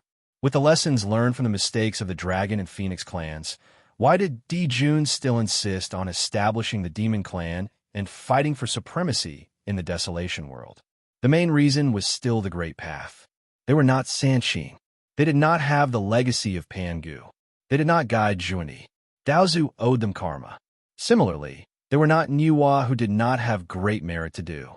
They were not Feng Qingshan or Mosquito Dowrin. They did not have the primordial violet qi. Although all of the 3,000 great Dao could be verified, this was the only path that was relatively clear if one really wanted to pursue a great Dao and break through to primordial chaos. One could cross the river by groping for stones. As long as they could defeat Tung Wang Kung and Wu people, they could unify the world and break through to the primordial chaos. Moreover, this possibility was greater than that of the Dragon and Phoenix clans. After all, his Celestial Emperor Karma rank was higher than that of a sage. All the land under the sky belonged to the king, and all the people on the land were his subjects. If he could break through to the primordial chaos, he might be able to realize this ambition with his Celestial Emperor Karma rank. Unfortunately, this idea could only be a thought, not to mention whether they could do it or not. If there was even the slightest possibility, the 3 pure ones and the others would have killed them in the cradle. Even Goddess Nviwa would not have helped them. She would not have dealt with them personally. She would have been doing them a favor by standing by and watching. Didn't they see that the 10 suns in the sky in the future were the result of Junti's tricks and the other sages adding fuel to the fire? The Demon Clan is indeed the chosen one. They really have great luck. Yes. First, Di Jun obtained the Celestial Karma rank in the Purple Cloud Palace. Then, Daozu helped him. Not long ago, Niwa of the Demon Clan became a sage and became like the sun at high noon. Now they have found the top blessed abode of desolation, the 33 heavens. It's really terrifying. That's right. I thought that Tung Wang Kung's Penglai Immortal Island was already the best, but I didn't expect that there would be mountains beyond mountains and buildings beyond buildings. With the demon race's current power, won't the entire desolation continent be at their mercy in the future? That's not necessarily the case. A tree that stands out in the forest will be destroyed by the wind. A person that stands out in the crowd will definitely not stand out in the crowd. It's precisely because the demon race is too strong that it's like adding oil to the fire. That's right. Not to mention the fact that Sanqing and the other future sages will not allow the demon clan to dominate. How can the Tung Wangkung and the Wu people watch the demon clan grow stronger and do nothing? After the initial shock, everyone knew that the appearance of the heavenly court was a place of enlightenment given by Hongjun Tiandao to the demon race. For a moment, some were worried, some did not care, and some were envious. There were all sorts of emotions. Just as Dijun and the others were overjoyed that they had found the 33 heavens and were preparing to establish the heavenly court and officially announce it to the world, the entire desolation continent was in an uproar because of this. Fang Qingshan was also making his final preparations. Even a lion would use all its strength to fight a rabbit. Although Fang Qingshan's cultivation level had broken through to the primordial chaos realm, his physical body and primordial spirit had both broken through, and he had cardinal treasures in his hands. Compared to Nuwa, who had relied on merit to forcefully improve, he was much more powerful with just a few top-notch connate numinous treasures in his hands. However, things could not be looked at this way. First of all, Nuwa was a sage and could borrow the power of Hongjun Tiandao, which was almost invincible. Secondly, after he broke through to the primordial chaos realm, he would not only have to deal with Nuwa alone, but also Hongjun and Hongjun Tiandao. Although he had not broken through to the primordial chaos realm by breaking through to the Hongjun Tiandao, he had used merit to sever karma. However, it was obvious that in the eyes of Hongjun Tiandao, he was a rebellious person. Moreover, his breakthrough had broken the balance of heaven and earth. Even if Hongjun Tiandao could not send down the heavenly punishment to destroy him, it would be troublesome if he was sealed. Therefore, Fang Qingshan needed to prepare in advance and prepare for a rainy day. Even if Hongjun Tiandao attacked him, he had to be able to fight back. At the very least, he had to be able to escape. As for hoping that Hongjun Tiandao would not attack him like the Purple Cloud Palace, Fang Qingshan had never thought about this at all. It was not only unreliable, but also pitiful to entrust a matter of life and death to others. If there was no other way, he could only resign himself to fate. However, there was a way and hope. Even if the hope was slim, he should still plan. Moreover, Fang Qingshan's hope was not slim, but very high. This required the power of the Timeless Arkansas. The Timeless Ark had broken through to the unparalleled realm a long time ago when it was in the journey to the West World. However, from the journey to the immortal realm to the desolation realm, it had obtained various opportunities. However, because the Timeless Ark's combat power was strong, it did not need to improve in a short period of time. More importantly, in order to help him and Mosquito Darren break through to the primordial chaos realm, there was no further improvement other than using the infinite willpower to constantly temper the Timeless Arkansas. Of course, it was also because there were no suitable treasures. After all, improving the Timeless Ark had to be done in two ways. One was the Timeless Ark itself. Although it had the infinite willpower to improve, it was too slow and consumed too much. The second was the Eternal Unit. The other sales, decks, and market units were all fine, but the key was the Divine Furnace Unit. Without suitable treasures, integrating the Timeless Ark would undoubtedly be destroying itself. However, now that Fang Qingshan had advanced to the primordial chaos realm and was about to face Hongjun Tiandao, the unparalleled realm Timeless Ark could no longer keep up with his pace. It had reached the point where it had to be improved. Fortunately, the last treasure distribution at the Purple Cloud Palace, as well as the gifts that Front and Back Earth had taken out not long ago, had been a timely help to Fang Qingshan. With these treasures, the trump card of the Timeless Ark could be revitalized. To improve the Timeless Ark, he first needed to fill the Eternal Divine Furnace Unit. there were still 2 empty spots in the eternal divine furnace, which meant that he still needed 2 special treasures. Fang Qingshan had gained a lot from the Purple Cloud Palace. The most important ones were naturally the sequential heaven treasures, the cosmic cauldron, and the sky-measuring ruler. However, the cosmic cauldron was now in the hands of Nuwa. In order not to alert the enemy, Fang Qingshan did not summon it back. On the contrary, in order to reassure her, he had specially opened the outer layer of the cosmic cauldron and let her refine a part of it. Moreover, the cosmic cauldron was related to heaven mending. If he integrated it into the timeless arc, Hongjun Tiandao might interfere. As for the sky-measuring ruler, this merit cardinal treasure was known to have the best attack in the acquired realm. It was even above the sky-flipping seal. However, Fang Qingshan had destroyed it just in case when his merit was insufficient in the future to end his karma with Hongjun Tiandao. Therefore, these 2 treasures were the first to be eliminated. Other than that, there were only the 36 ocean-calming divine pearls and other top-notch connate spiritual treasures. However, on the treasure distribution cliff that day, although Fang Qingshan had extracted all the essence and obtained the core of the 6-story superior grade and supreme grade connate spiritual treasures. However, there were very few top-notch connate spiritual treasures placed on the treasure distribution cliff by Hongjun. As for what Fang Qingshan had obtained, there were very few that could be considered supreme grade. Chapter 979. Even though there were many top-grade natural spirit treasures, very few could catch Fang Qingshan's attention. The others were similar to the natural spirit treasures he'd obtained from the trade with Luya all those years ago.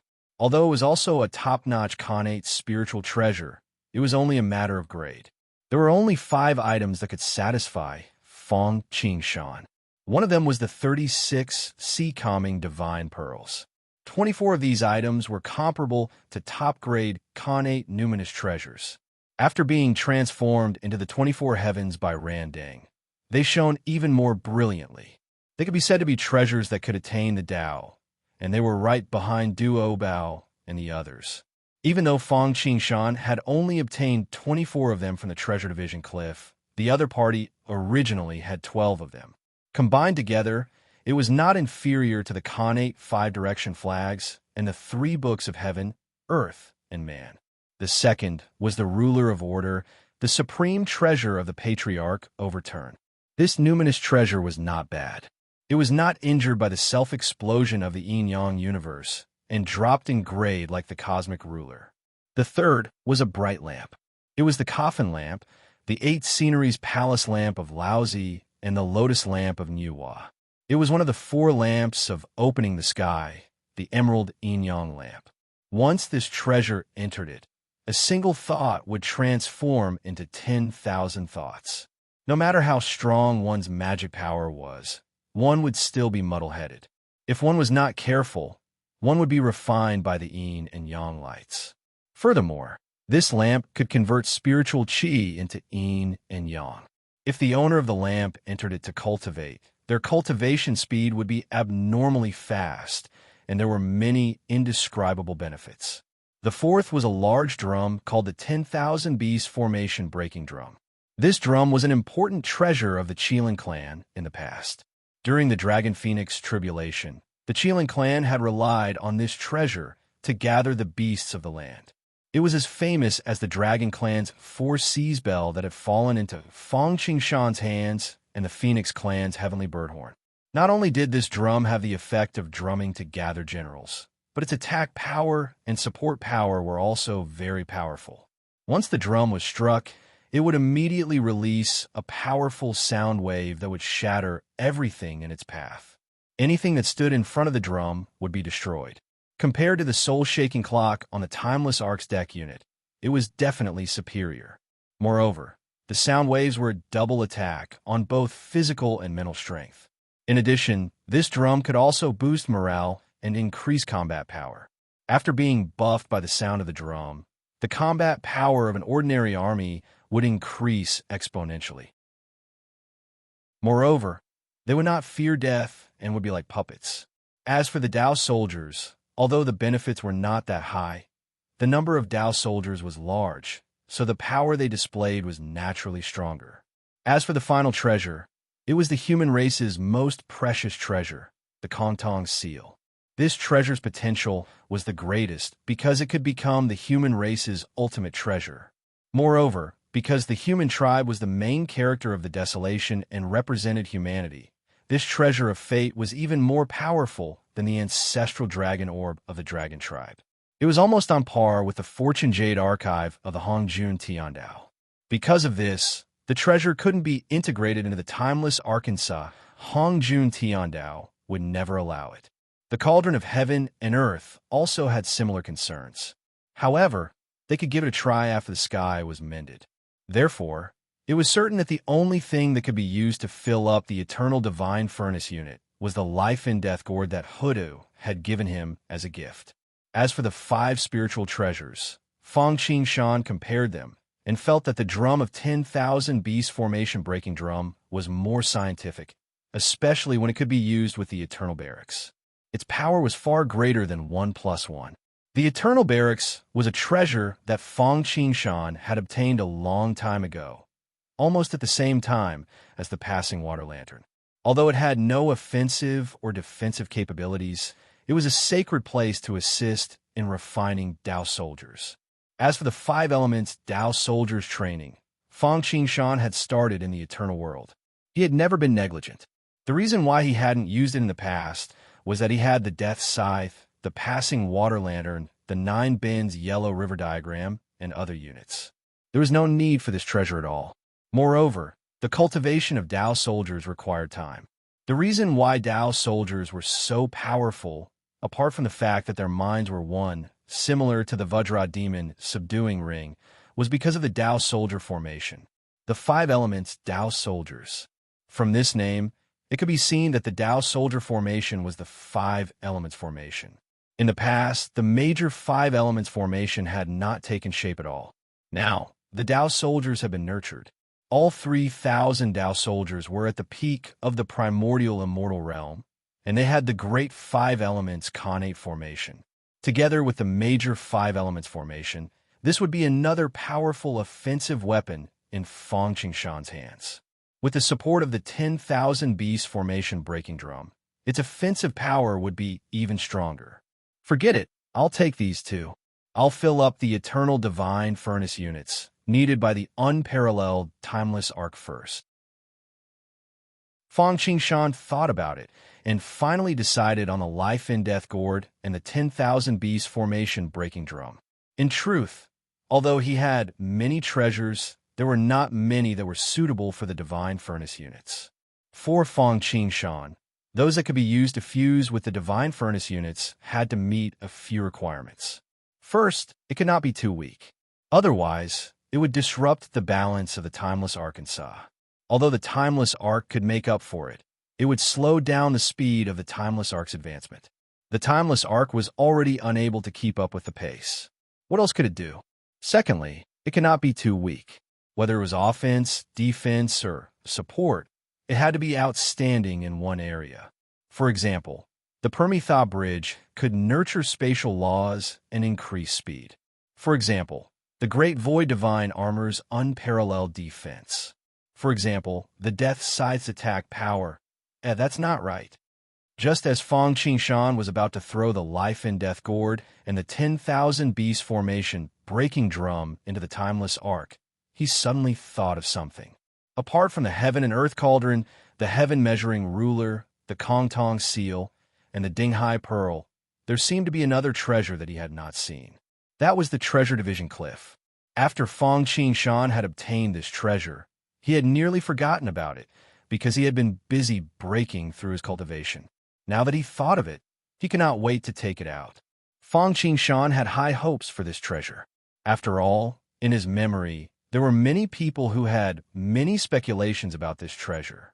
The heaven and earth cauldron, the furnace of good fortune, the tower of chaos, the cornucopia, no matter which one it was, they were all supreme treasures. Although Fang Qingshan did not lack supreme treasures at the moment. Regardless of whether it was connate or acquired, supreme treasures were precious treasures no matter where they were placed and who had them. Fang Qingshan took out the treasure division cliff and saw that even though there were no numinous treasures on it, it still shone with treasure light. That was because it carried the afterimages of various numinous treasures. After looking carefully, he did not see any clues. Fang Qingshan took out the 5-element awl and tapped it gently on the treasure division cliff. Rumble. With the breakthrough of Fang Qingshan's cultivation, especially after he broke through to primordial chaos and he used the 5 elements to prove his Tao, the Khanate 5 direction flags turned into the 5-element flags and became Fang Qingshan's natal treasure. As a natal mystical power, the 5-element all naturally improved. Although it did not have the effect of devouring everything like the mosquito Dorn's mouthpiece, its ability to break everything was still strengthened. It was hard to say for a Khanate cardinal treasure, but it could break even a 12th grade Lotus platform or the Book of the Earth. Of course, the numinous treasure also depended on the person using it. If it was a primordial chaos saint, the effect would be greatly reduced. Chapter 980. Although he did not know whether the treasure dividing cliff was a treasure or not, its hardness was obviously comparable.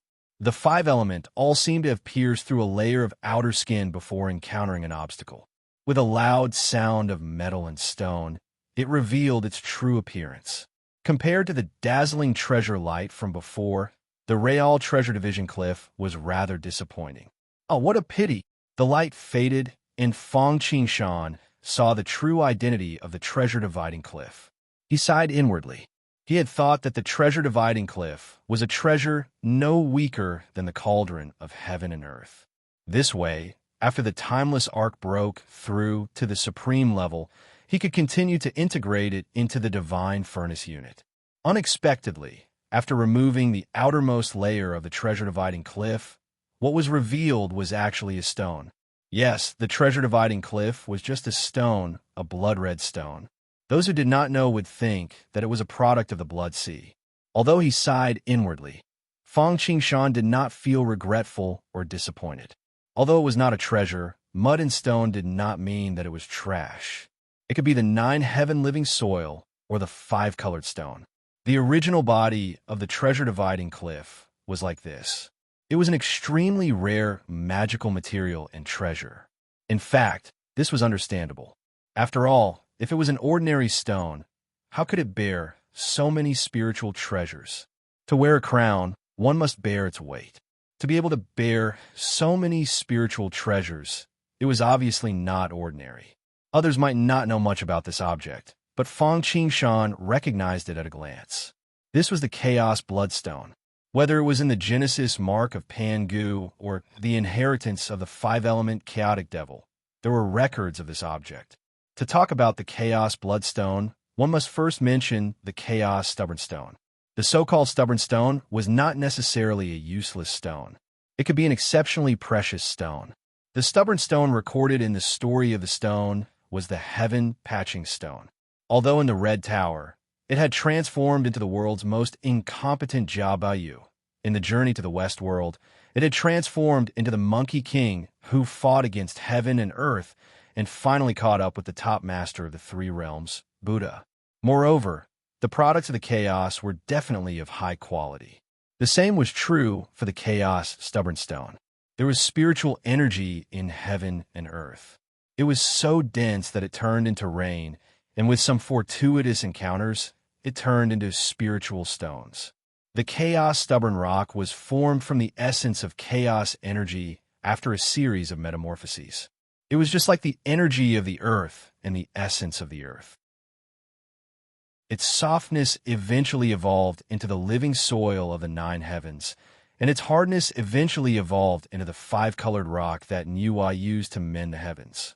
The Chaos Stubborn Stone was an upgraded version of the multicolored stone. It cannot be damaged by lightning or axes, and it was abnormally sturdy. It was even sturdier than the half of Mount Bujo used to refine the flipping sky seal. This wasn't to say that the Chaos Stubborn Rock was harder than Pangu's bones. However, because Pangu was already dead, even with Pangu's body refinement cultivation, although his body was immortal after death, it was still very different from when he was alive. On top of that, Mount Bujo was an indomitable spirit, and after going through several great calamities, its power had been reduced to less than 10%. As for the flipping heaven seal, it was a product of the destruction of Mount Bujo. Otherwise, how could the power of the flipping sky seal be limited to that of an acquired supreme treasure? What about the Chaos Bloodstone? It evolved after the Chaos Stubborn Rock bathed in the blood of a Chaos Demon God. Moreover, ordinary Chaos Demon Gods or ordinary Demon Gods' blood were not enough. It required the right time, place, and people, as well as the blood essence of at least 3,000 Demon Gods. If he could use this item to refine a Dharma treasure, Fang Qingshan believed that it could definitely reach the level of a supreme treasure. Unfortunately, although there were things that could refine the Chaos Bloodstone, it was very slow, even with the help of the Cauldron of Heaven and Earth. Moreover, Fang Qingshan did not lack such an offensive treasure. On the contrary, if he could directly integrate it into the Timeless Ark, it would bring out the best in each other. First of all, with the Timeless Ark's digestive ability, it could quickly refine the stone. Cultivators could not refine it, but the Timeless Ark was obviously not one of them. Even if a sage came to refine this kind of Chaos Bloodstone, the refining speed would be so slow that it would make one's hair stand on end. However, if it was integrated into the Timeless Ark, it could be controlled by the Timeless Ark for a short period of time, become a part of the Timeless Ark, become a unit of the Timeless Ark, or be completely integrated into the Timeless Arkansas correspondingly. The original advantages of the treasure would be preserved, and with the blessing of the Timeless Ark, it could continue to transform, grow, and become stronger. Didn't the Death Scythe, the Passing Water Lamp, the Otherworld Bridge, and so on benefit from this? Now, they had all broken through their shackles and transformed to a higher level. Moreover, after the Eternal Divine Furnace Unit was perfected, Fang Qingshan was worried that the Eternal Divine Furnace Unit was full, but the Timeless Ark was still a little short. There was really a pillow when he wanted to sleep. After all, although the Timeless Ark was constantly being tempered by the wishes of all living beings, this kind of tempering was subtle, nourishing things silently, consuming a lot of energy, and the results were slow. However, if it was integrated with the Chaos Bloodstone, it would be completely different. Just like when Ling Yun advanced to the unparalleled realm, it was like the body of a demon god. It could greatly increase the strength of the Timeless Arkansas. Only when one's foundation and physical body were strong would they be able to better bear the weight of the eternal units and unleash the power they should have. If this treasure was integrated into the Timeless Ark, it would definitely reach the limit of the unparalleled realm, and breaking through to the unparalleled realm was just around the corner. Merge! Fang Qingshan took out the gourd of life and death, the formation-breaking drum of 10,000 beasts, and the Chaos Bloodstone. With a thought, he communicated with the Timeless Arkansas whoosh. Then, there was a flash of lightning, and the three treasures in front of him instantly disappeared, all absorbed into the Timeless Arkansas. Following that, the entire Timeless Ark was shrouded in a layer of chilling gray lightning, making it impossible to see the changes inside. Of course, if Fang Qingshan was willing, he could still easily enter the Nirvana Arkansas. It was just that the Nirvana Ark could not use its own power for the time being. As for the Timeless Ark, there was no need for Fang Qingshan to worry about it for the time being. As long as it was completely integrated, the Timeless Ark could advance to the unparalleled realm. When that time came, not only would the Timeless Ark's power increase greatly, but Fang Qingshan could also use the Eternal Blessing to consolidate the mixed element realm that he had just broken through, and perhaps even take another step forward. However, it was still too early to say these things. Now, what Fang Qingshan needed to do was to ask for external help. As the saying goes, a cunning rabbit has 3 holes. Don't put all your eggs in one basket. Although he had done his best with the internal factors. However, external factors could not be ignored. Although Fang Qingshan's cultivation had broken through to the mixed element realm, the Timeless Ark would also advance to the unparalleled realm. With the Wu people as an ally, it could be said that dealing with the demons and Yuhua would be a piece of cake. However, things cannot be looked at this way. Pulling one hair would affect the whole body. On the surface, it was just a conflict between him and the Wu people, the demons, and Yuhua. However, there was still Hongjun Tiandao standing behind them. Even if they did not personally intervene and lend a hand, they could easily cause him to fall short of success, and he might even have to bear the consequences. Chapter 981. Although the desolation had been established by Pan Gu, it had already changed owners. It was now the home of Hongjun Tiandao and Hongjun. Under normal circumstances, he might not interfere. However, if Fang Qingshan were to really spoil his plans or pose a threat to him, he might have to step in and interfere. As for attacking without a good reason, that was impossible.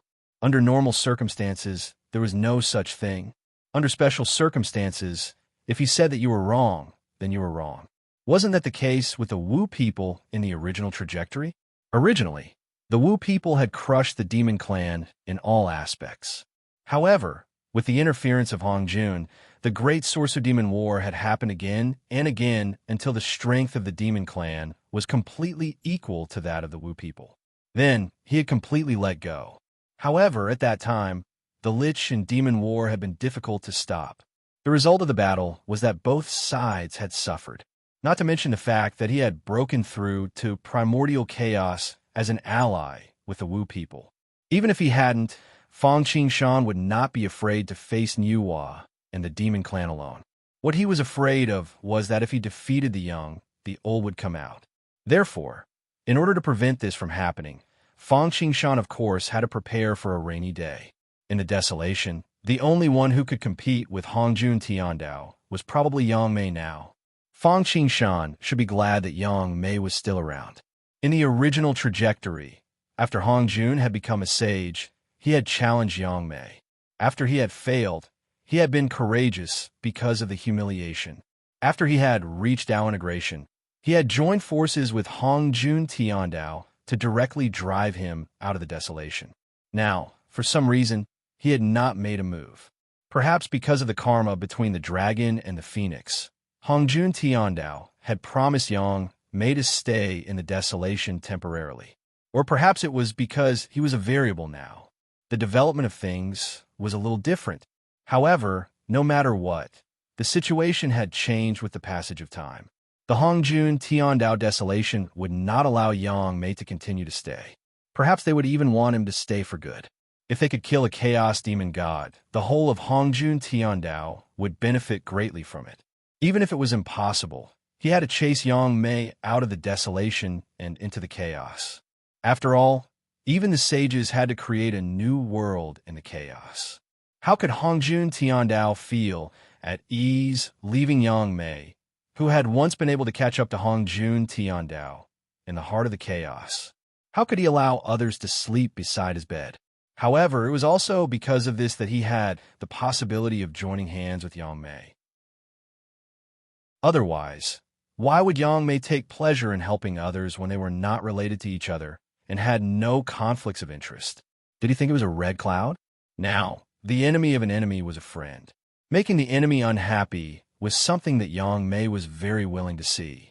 Moreover, if he dealt a blow to Hongjun Tiandao, Yang Mei could also continue to stay in the desolation and was unwilling to leave in a hurry. The East Sea. This place was not inferior to the desolation continent at all. It was more prosperous than the south, west, and north. It could even compete with the east and central regions. This was a place where the essence of the four seas gathered. In the other three seas, apart from the North Sea, there was a Kuan Peng. In the future, there was a Guanyin in the South Sea. There were no people, no treasures, and no land. The East Sea was completely different, not to mention that this was the place where the Dragon Clan thrived. In the future, the sage Tong Tian established the Golden Turtle Island and the Aquamarine Palace here. In addition, there were 3 islands and 10 prefectures, which were blessed lands. In particular, the 3 islands were almost as good as Kunlun. In addition, the East Sea had a great divination, and that was Yang Mei. Except for a few people, no one knew about it. Otherwise, Tung Wong Kung would not be able to eat or sleep in peace. After all, although Yang Mei had not fully recovered from his injuries, he was still a sage primordial chaos existence. After Mosquito Daoran left the Blood Sea quietly, he came to the East Sea. As for why it was Mosquito Daoran and not Fong Qingshan, it was actually very simple. After all, Mosquito Daoran and Yang Mei had met once. He did not know where Yang Mei was hiding. Fortunately, he was prepared. During the Dragon and Phoenix War, Mosquito Daoran had taken advantage of Rose's self-destruction and caught a wisp of Yang Mei's aura. This was not because Fong Qingshan and Mosquito Daoran had expected this day or had any bad thoughts about Yang Mei. They were just preparing for a rainy day. Now it came in handy. With this aura, Mosquito Daoran could deduce Yang Mei's specific location.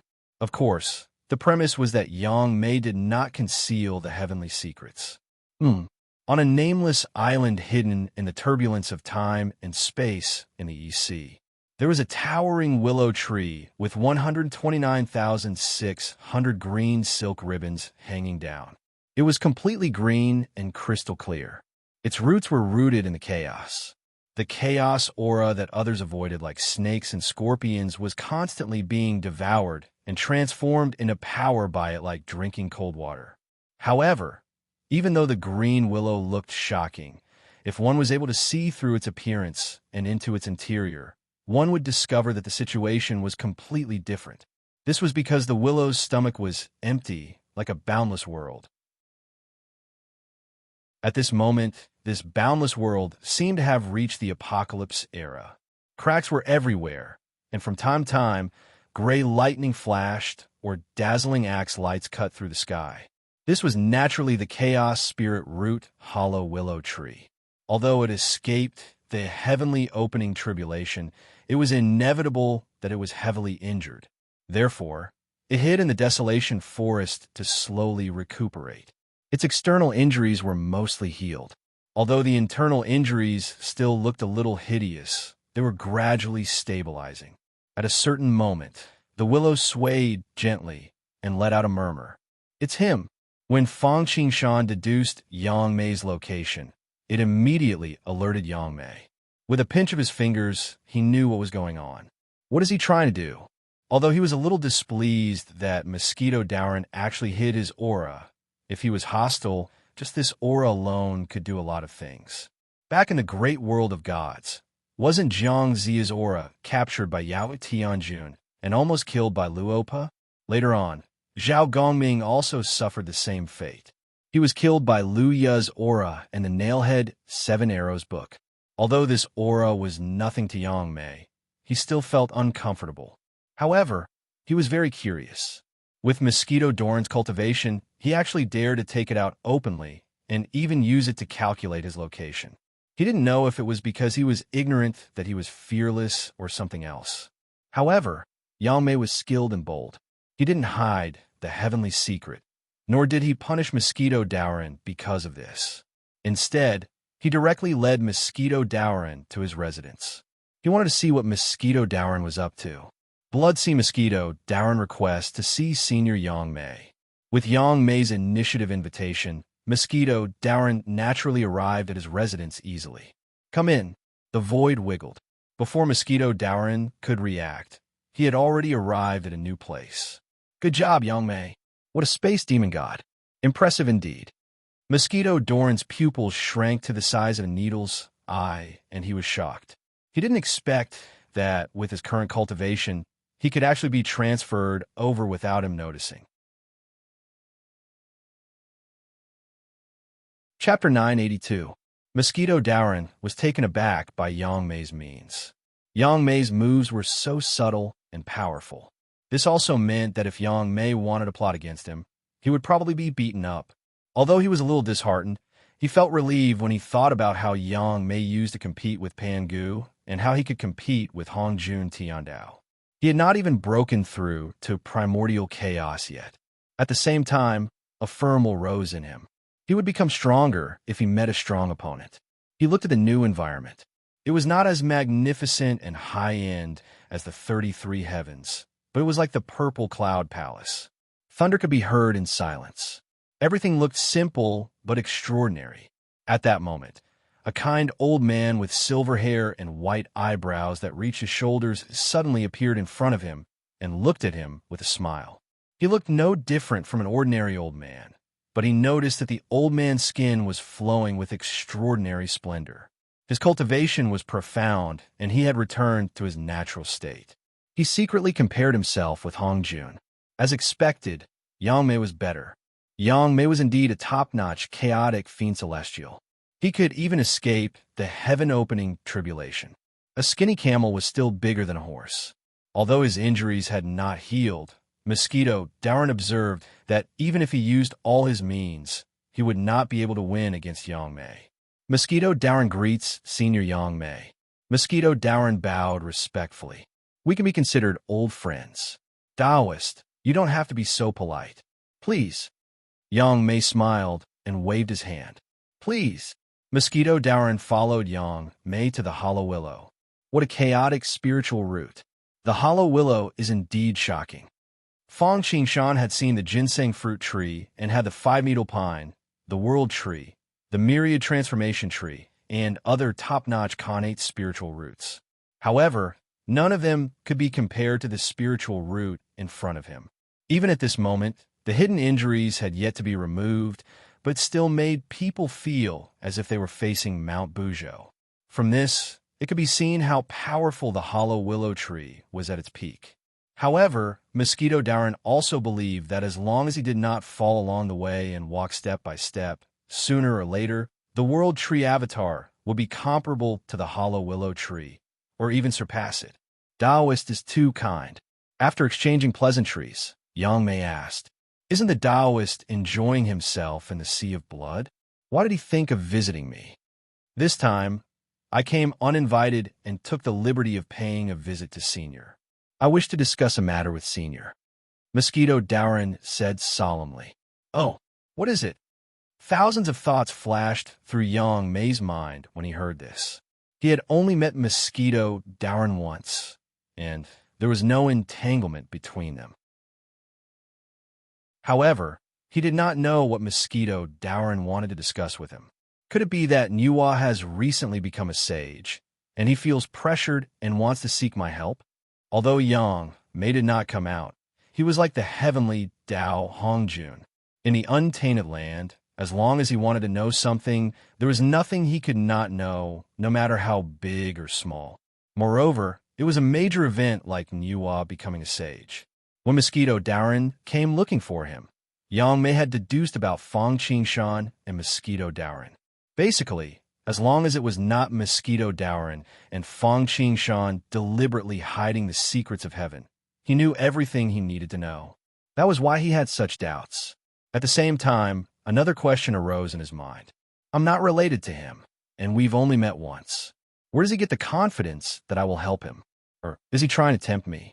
But what can he offer? Connate Cardinal Treasure or Primordial Violet Chi? Yang Mei could not help but shake his head. Connate Cardinal Treasures and Primordial Violet Chi were very precious, even in mixed essence saints. However, they were nothing to him. Those who had seen the ocean could not see water, and those who had not seen Mount Wu could not see clouds. In the past, his cultivation had been comparable to or even surpassed Hongjun Tiandao, and hit a top-grade chaos spiritual treasure. Even if he was a dragon in the shallows and a tiger in the plains, how could he be moved by these things? Although many thoughts flashed through Yang Mei's mind, only a millionth of a second had passed in the outside world. When Fong Qingshan heard Yang Mei's question, he did not hide anything and answered straightforwardly. The battle between me and Nuwa and the demon race is imminent, so I'd like to invite. Before Mosquito Darren could finish, he was interrupted by Yang Mei. I'm sorry, I can't do that. He raised his eyebrows and said calmly. Yang Mei initially thought that Mosquito Darren was here for something, but it turned out that it was just as he had guessed. He could not help but feel disappointed. At the same time, he could not help but laugh at himself. He had been bored for too long, and he had actually hoped for something fun to happen. Yang Mei could not help but shake his head. I've always been aloof from worldly affairs, and I'm not willing to get involved in the battle of desolation. I dealt with Ro back then only because of merit and luck.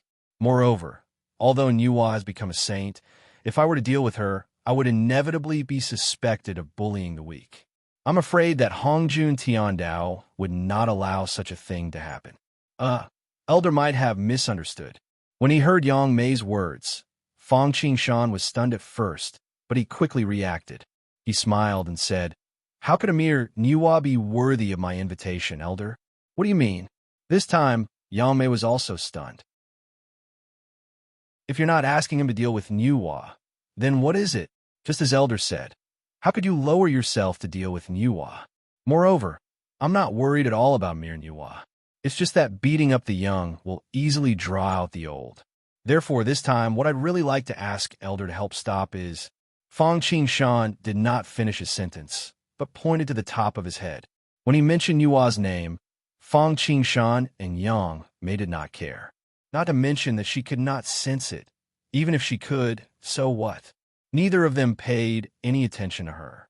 However, Hongjun Tiandao and Hongjun were different. Even Yang Mei was very afraid of them. Therefore, Fong Qingshan did not call her name directly, but pointed to the top of his head. "I see." Yang Mei was enlightened, but then he asked doubtfully, "Can you deal with Nuwa?" Speaking of this, Yang Mei could not help but shake his head. Based on his observation, although Mosquito Daoran was not bad, he was still a half-step primordial chaos. He was also aware of the desolation incident not long ago. Fong Qingshan did not break through to the primordial chaos, but used the primordial violet chi to refine the Khanate cardinal treasure 5-element flags. Yang Mei could not deny this method, but he knew that Fong Qingshan was only treating the symptoms and not the root cause. Since neither of them broke through to the primordial chaos, it would be difficult to deal with Nuwa. A half-step sage-to-be could deal with an early-stage sage-to-be. It was simply wishful thinking for a half-step primordial chaos to deal with a sage-to-be. Didn't Dongwang Tai have a great reputation? Even though he held the Bell of Chaos, he could only be called the first person below the sage-to-be and could not compete with the sage-to-be. The gap between a primordial chaos and a sage-to-be was too big. Even if one had a cardinal treasure and could delay for a while, it was absolutely impossible to contend with her. Chapter 983. Although Primordial Chaos and Sage were on the same level, they were two different names. Correspondingly, they each had their own advantages. As for Primordial Chaos, the mighty power belonged to him. Just like a company, he held 100% of the shares and had the final say. Sages were like listed companies that held a portion of the shares and could borrow the power of the other directors. One became an immortal and was carefree, while the other became a deity and became one with the Tao. Primordial Chaos was naturally better when it came to traveling around the world. After all, sages could not leave their own world without being involved. In their own world, sages naturally had more advantages. After all, the most powerful thing about sages was that their essence spirits were placed in Hongjun Tiandao. Not only could they comprehend Hongjun Tiandao at any time and improve their cultivation level, but they could also be indestructible and sages could not die. They could also borrow the power of Hongjun Tiandao and unleash extraordinary power. Their strength could be multiplied several times. Under normal circumstances, when primordial chaos sages of the same level fought, the final winner would definitely be the sage, excluding other factors such as mystical abilities and numinous treasures. As long as there was no absolute suppression, sages could exhaust primordial chaos to death. Therefore, Yang Mei was very skeptical about whether Mosquito Daoran could deal with Nuwa. "You don't have to worry about that, Senior. Nuwa is just a sage who has become a sage through merit. I don't take her seriously at all." Mosquito Daoran looked down on the world and said proudly. His confidence did not seem to be conceited at all. Instead, it was the truth. Even Yang Mei could not help but narrow his eyes when he saw it. He did not know where Mosquito Daoran got his confidence from, but he knew that he would not lie about it, because there was no need at all. Besides, if he did that, he would be the one to suffer when his true colors were revealed. That was also why Yang Mei was curious about Mosquito Doran's means. Timeless Arc. At that moment, Yang Mei suddenly had a flash of inspiration. He recalled the time when he fought against Ro with Mosquito Doran's Timeless Arkansas. Although it was a question, his tone was full of certainty. If one looked at the entire world and wanted to use a treasure to counterattack primordial chaos, coupled with the treasure model of the Timeless Arc, it was easy for Yang Mei to think of the Timeless Arkansas. As for why it wasn't a chaos spiritual artifact, not to mention the fact that the Timeless Arc didn't give off the aura of a chaos spiritual artifact. A chaos spiritual artifact was a taboo in Desolation. It couldn't be used, otherwise, heavenly retribution would descend. This was also why the Wu people didn't use the Pangu Palace when they were defeated in the Great Shaman Demon War. Because they still had the underworld and the Hutu. They still had a way out. They had not reached the end of the line yet.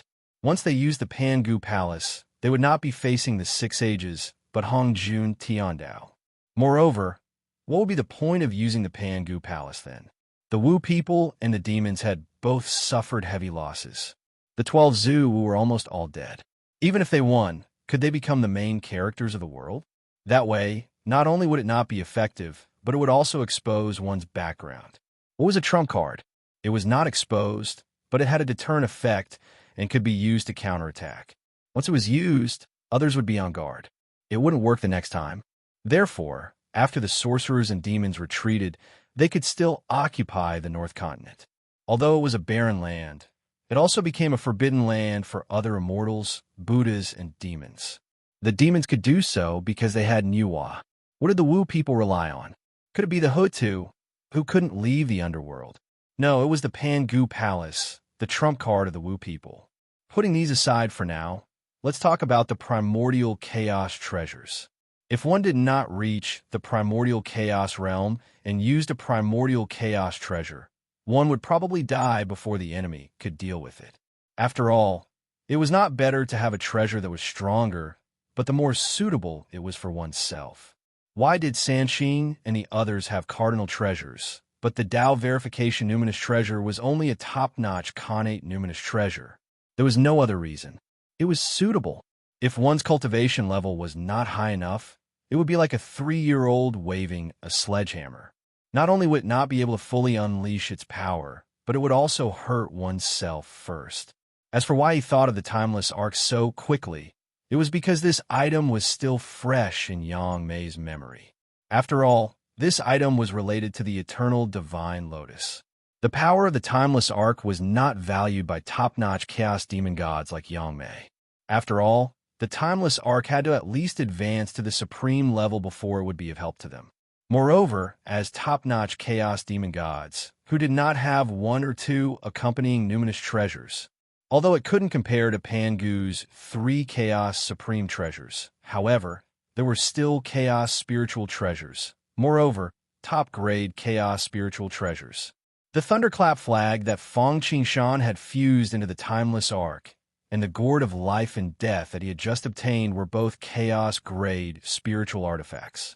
Even though they were damaged to the point of collapse, they still possessed such power. One could imagine how powerful they were when they were at their peak. That was why Yang Mei was concerned about the Timeless Arc, not because of its power. What really caught their attention was the eternal blessing.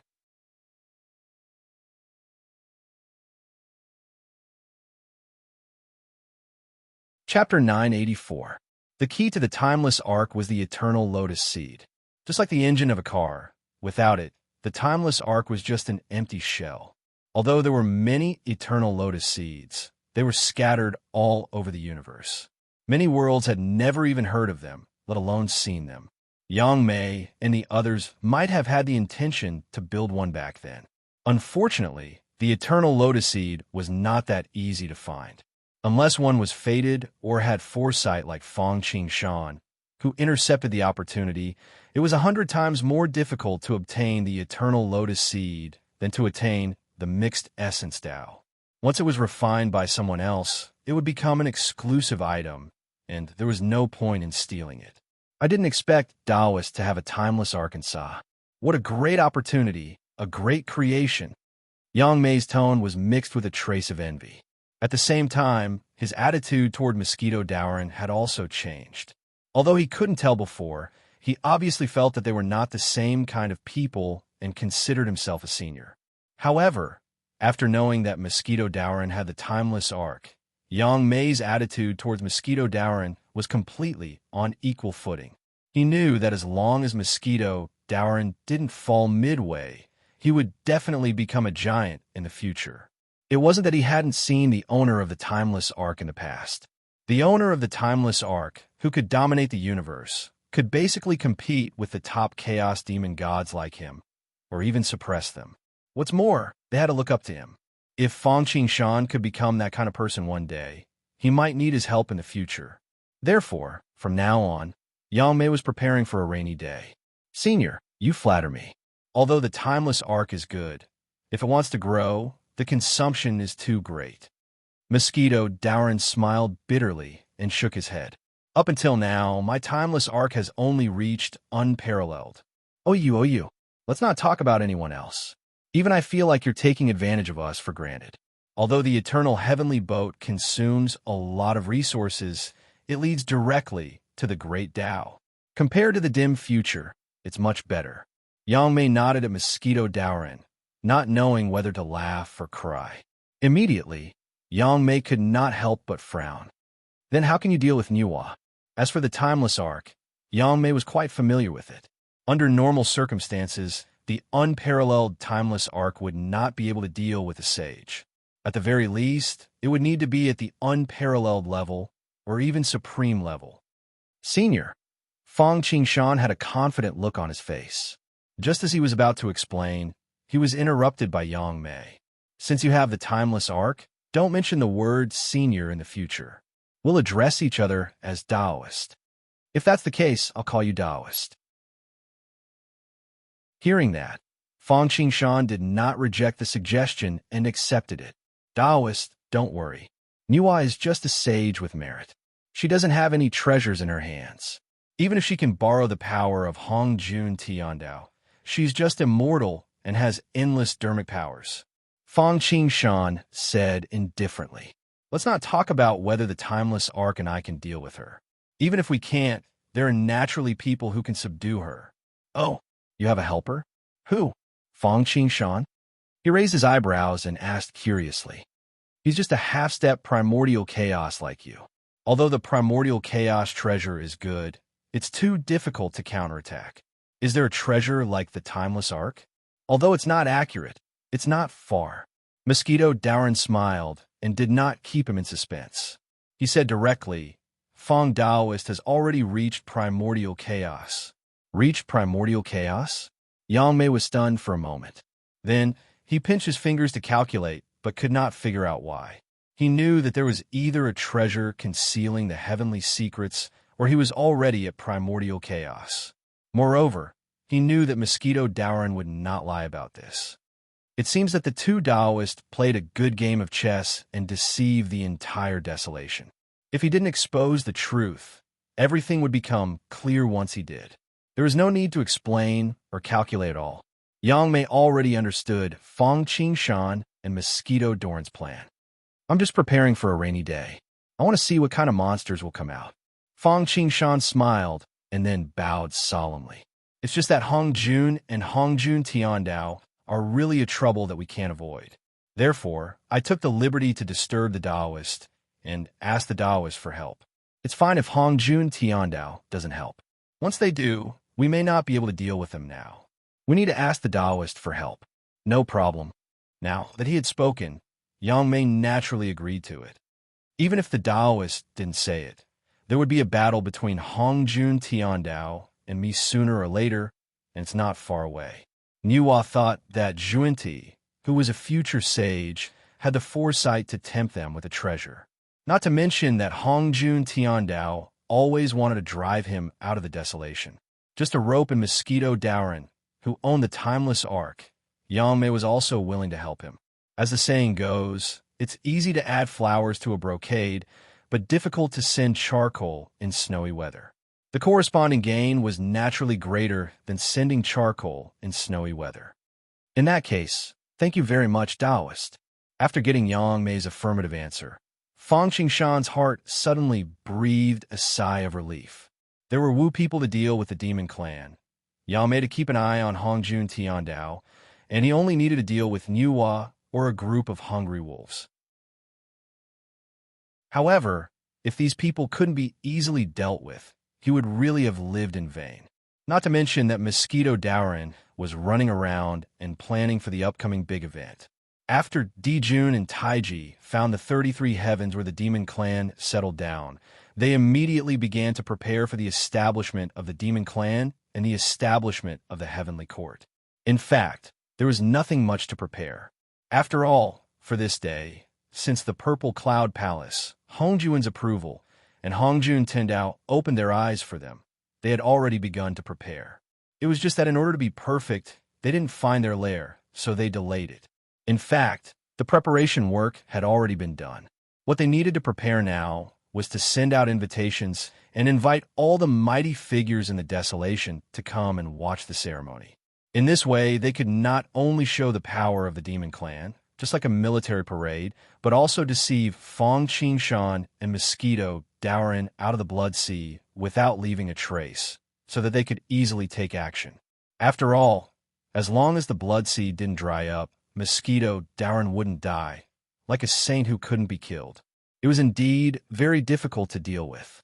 However, if they left the Blood Sea, Dijun and Tai believed that as long as they cut off the connection between Mosquito Daoran and the Blood Sea, they would definitely be able to succeed.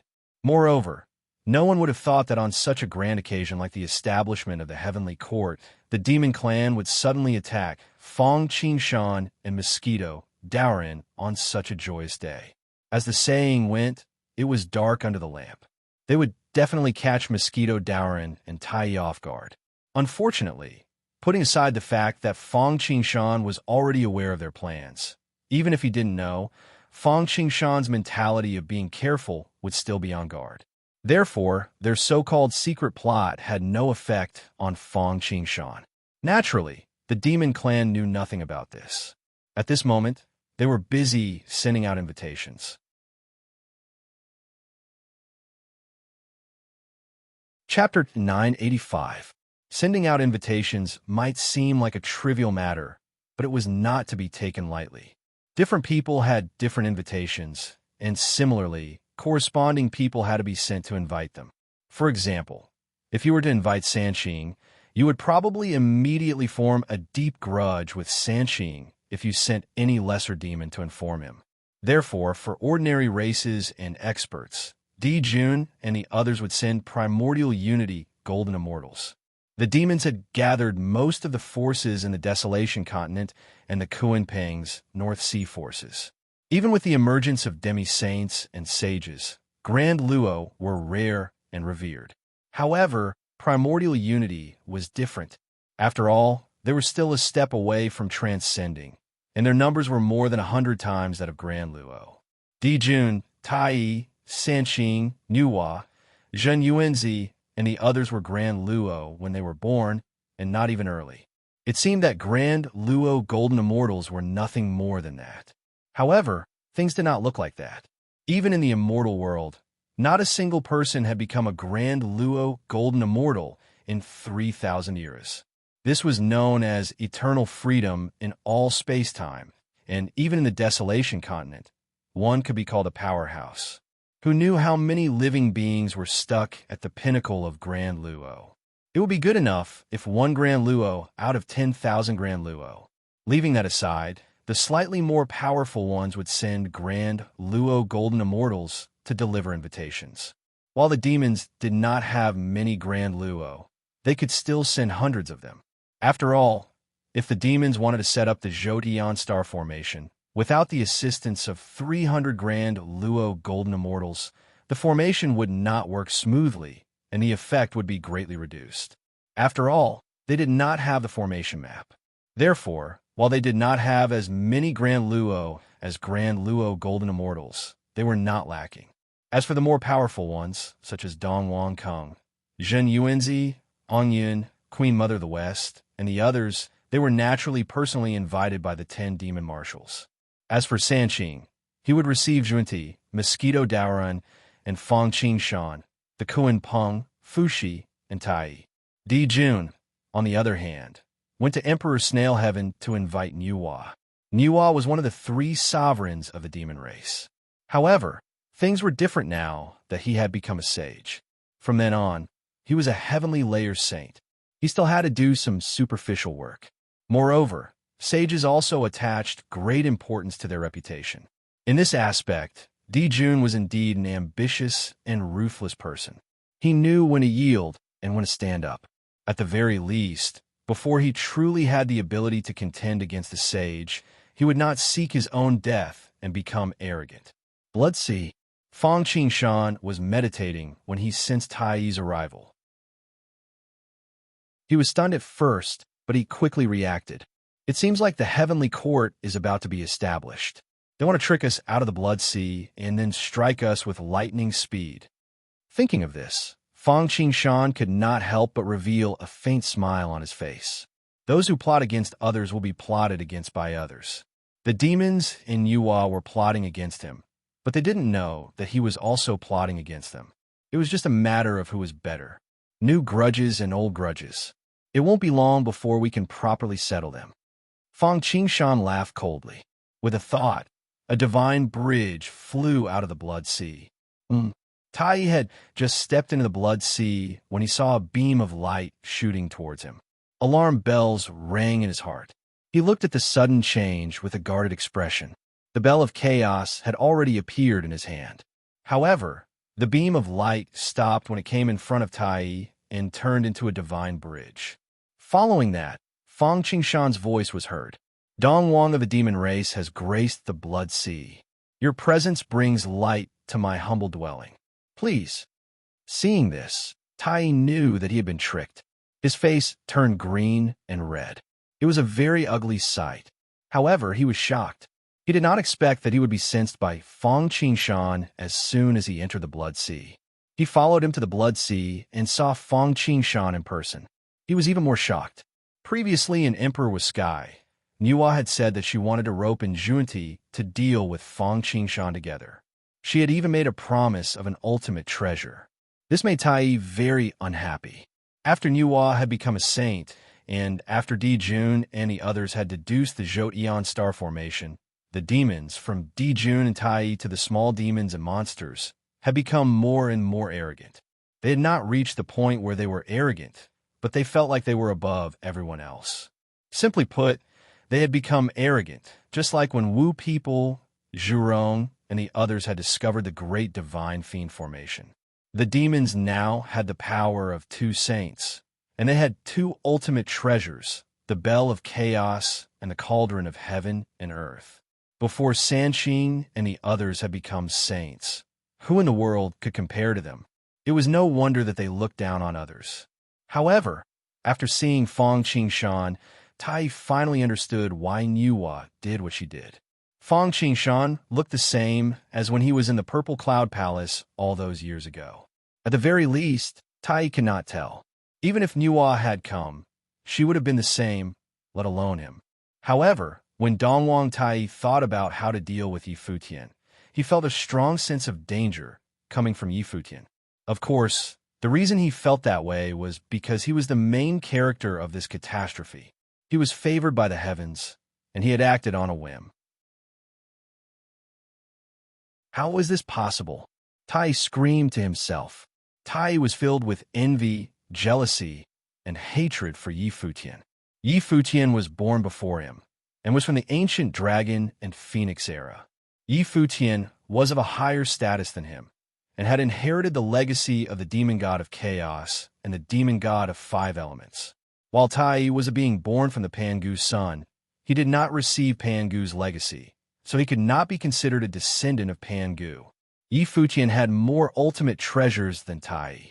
The heaven-measuring ruler, the flag of five elements, the Zodion star, and if he knew that Yi Futian also had the gate of eternal life and the primordial purple chi, who knew what he would think? Now, even Tai's cultivation was no match for Yi Futian. Aside from his influence, he was completely crushed in all aspects. Tai cannot take that. Fortunately, Tai, who was able to become the number one person below the saints, had a good temperament. He quickly suppressed the darkness in his heart. Furthermore, when he thought about how Fang Qingshan and Nuwa were about to face the thunderous attacks of the demons in Nuwa, Tai could not help but relax. So what if you're more powerful than me now? You don't know that the tallest tree in the forest stands above the rest. The catastrophe of life and death is about to descend. In the end, it won't just depend on who can smile the brightest. It'll depend on who can smile the longest. Thousands of thoughts flashed through Tai's mind, but it all happened in an instant. Greetings, Taoist Fang Qingshan. Tai bowed when he saw Fang Qingshan. Greetings, Taoist Tai. Fang Qingshan returned the greeting. Although they knew that they were mortal enemies, they still had to keep up appearances before they completely fell out. Tai could not help but feign curiosity when he saw that there was only Fang Qingshan and no Mosquito Daoran. I wonder why Taoist Mosquito Taoist isn't here. Fang Qingshan smiled. Thanks to Goddess Nuwa becoming a saint, I've gained some merit recently. I'm currently cultivating in seclusion. Oh, so that's how it is. Congratulations. Tai's eyes darkened when he heard that, but he congratulated Yi Futian.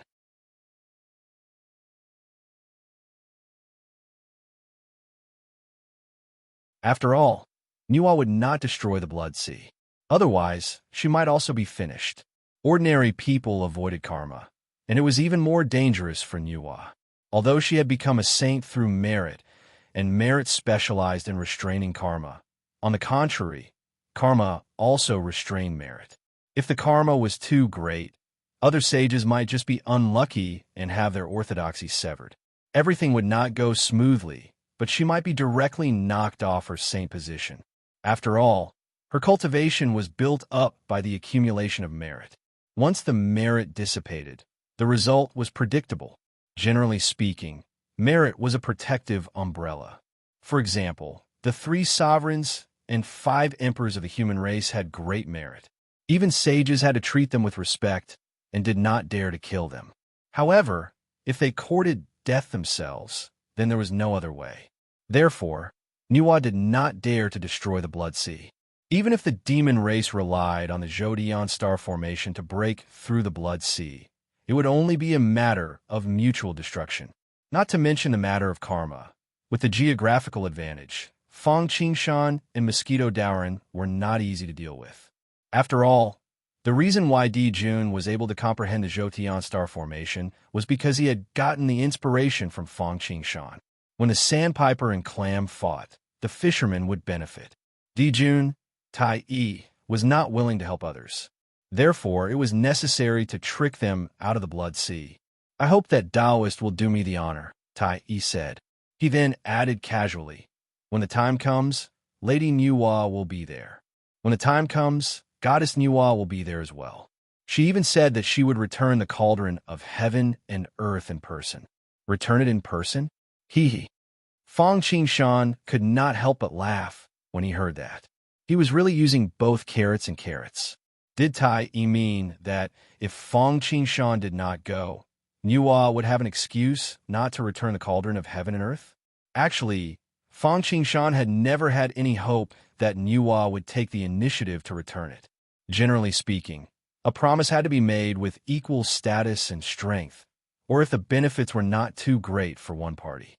Although saints valued face, they valued benefits more. During the God Conferment battle, the heavenly lord of primordial beginning did not care about his pride and bullied the weak. He killed the 3 Shao immortals and even joined forces with the 2 saints of the Western sect to break the celestial vanquishing sword array and the 10,000 immortal array. The heavenly lord of primordial beginning could do that for benefits, and so could Nuwa for the cosmic cauldron. If it were not for the fact that Fang Qingshan was confident that he had the means to retrieve the treasure, he would never lend such a precious treasure, especially to a saint. That would definitely be like throwing a meat bun at a dog. There would be no return. Now that he said that Nuwa would return it in person, Fang Qingshan felt that it was not a temptation but a threat. Once Fang Qingshan did not go, Nuwa would have an excuse not to return the cauldron of heaven and earth. Although this excuse was very clumsy, it would give him a reason to attack. Looking at the calm Tai, Fang Qingshan seemed to be enraged. Are you threatening me, fellow Taoist? Fang Taoist, Don /TB agitated. I/am not threatening you. This is the truth, Tai said slowly. Fang Qingshan closed his eyes and took a few deep breaths before saying calmly, Please go back, Taoist. Fellow Taoist, please return. The two of us will definitely attend the ceremony when the time comes. I hope you can tell Goddess Nuwa to prepare the cosmic cauldron. Don't cause any trouble when the time comes. Hearing that, Tai smiled and said, Don /T worry Taoist. Lady Nuwa will carry the cosmic cauldron with her. In that case, the demon race is extremely honored. The demon race still has other matters to attend to, so I take my leave first. Fang Qingshan snorted coldly and did not say anything else. He only waved his hand and sent him out of the sea of blood. After watching Tai leave with a slightly smug look, Fang Qingshan returned to his original state. Life was like a play, and it all depended on acting skills. The reason why Fang Qingshan had acted a little unwilling just now was also to confuse Tai. If he agreed immediately, they would probably be a little wary. Although he could defeat 10 people with his strength and push forward unhindered, a lion would still use its full strength to fight a rabbit. However, even a lion would use its full strength to fight a rabbit. Moreover, he did not have an absolute advantage. The other party still had Hongjun Tiandao behind them. Although he had invited Yang Mei, the latter could only help him block them for a while and would not use his full strength.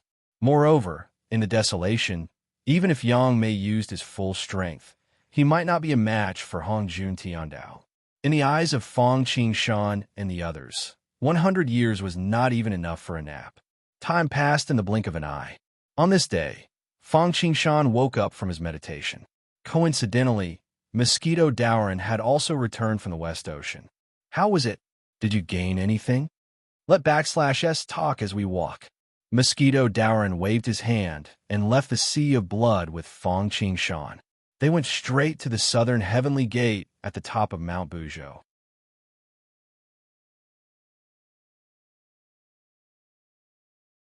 Even though he did not manage to obtain the Thunderclap flag, he did manage to find another connate numinous treasure, the Five Extremes Mountain. Even though this treasure could not be compared to the Thunderclap flag, its power was not small. It could be compared to the sun and moon wheels and the river diagram of Luo. The so-called Five Extremes were similar to the Five Punishments. The extreme was death. The Five Punishments were created by the mutual restraint of the five elements. The Five Punishments were related. Fire can turn gold, so ink can turn flesh. Metal can subdue wood, so clam can remove its joints. Wood can subdue earth, so clam can remove its nose. Earth can block water, so the Forbidden Palace can cut off its obscenity. Water can extinguish fire, so the great pie can end its life. This was a supreme punishment treasure, just like the 18 layers of hell and Hades. Once trapped inside, it would be a fate worse than death. This treasure is not too useful for me. However, the Providence clone in Eternal World might be able to use this treasure. Fang Qingshan smiled. That's right. When I have the time, I'll place this treasure in High Firmament City to deter the rascals. The two chatted and laughed. It did not take long before they arrived before the Southern Heaven Gate. At that moment, the Southern Heaven Gate was filled with people of virtue and wisdom. Scholars were chatting and laughing, and there were no commoners coming and going. There was an endless stream of carriages and horses, and they were all in groups of 3 to 5, smiling happily. It was a lively scene. However, with the appearance of Fang Qingshan and Mosquito Dowrin, everything came to an abrupt halt. It was as if time and space had been frozen. Fang Qingshan and Bai Zhe found it funny. Bai Zhe, who was in charge of welcoming the guests, was the first to snap out of his daze. He walked over and announced, Blood Sea, Mosquito Dowrin, and Fang Qingshan have arrived. Then, he personally led the two to the High Firmament Palace of the Golden Arches. Fang Qingshan was no stranger to the 33 heavens. After all, both the apotheosized world and the journey to the West world had them. He had been there a few times. Unfortunately, he had only been to the Tishita Palace in Lihan Heaven. Due to various reasons, he had not been able to take a good look at it. Now that he was accompanied by Bai Zhe, his wish was fulfilled. The 33 heavens was indeed the heavenly realm of the three realms.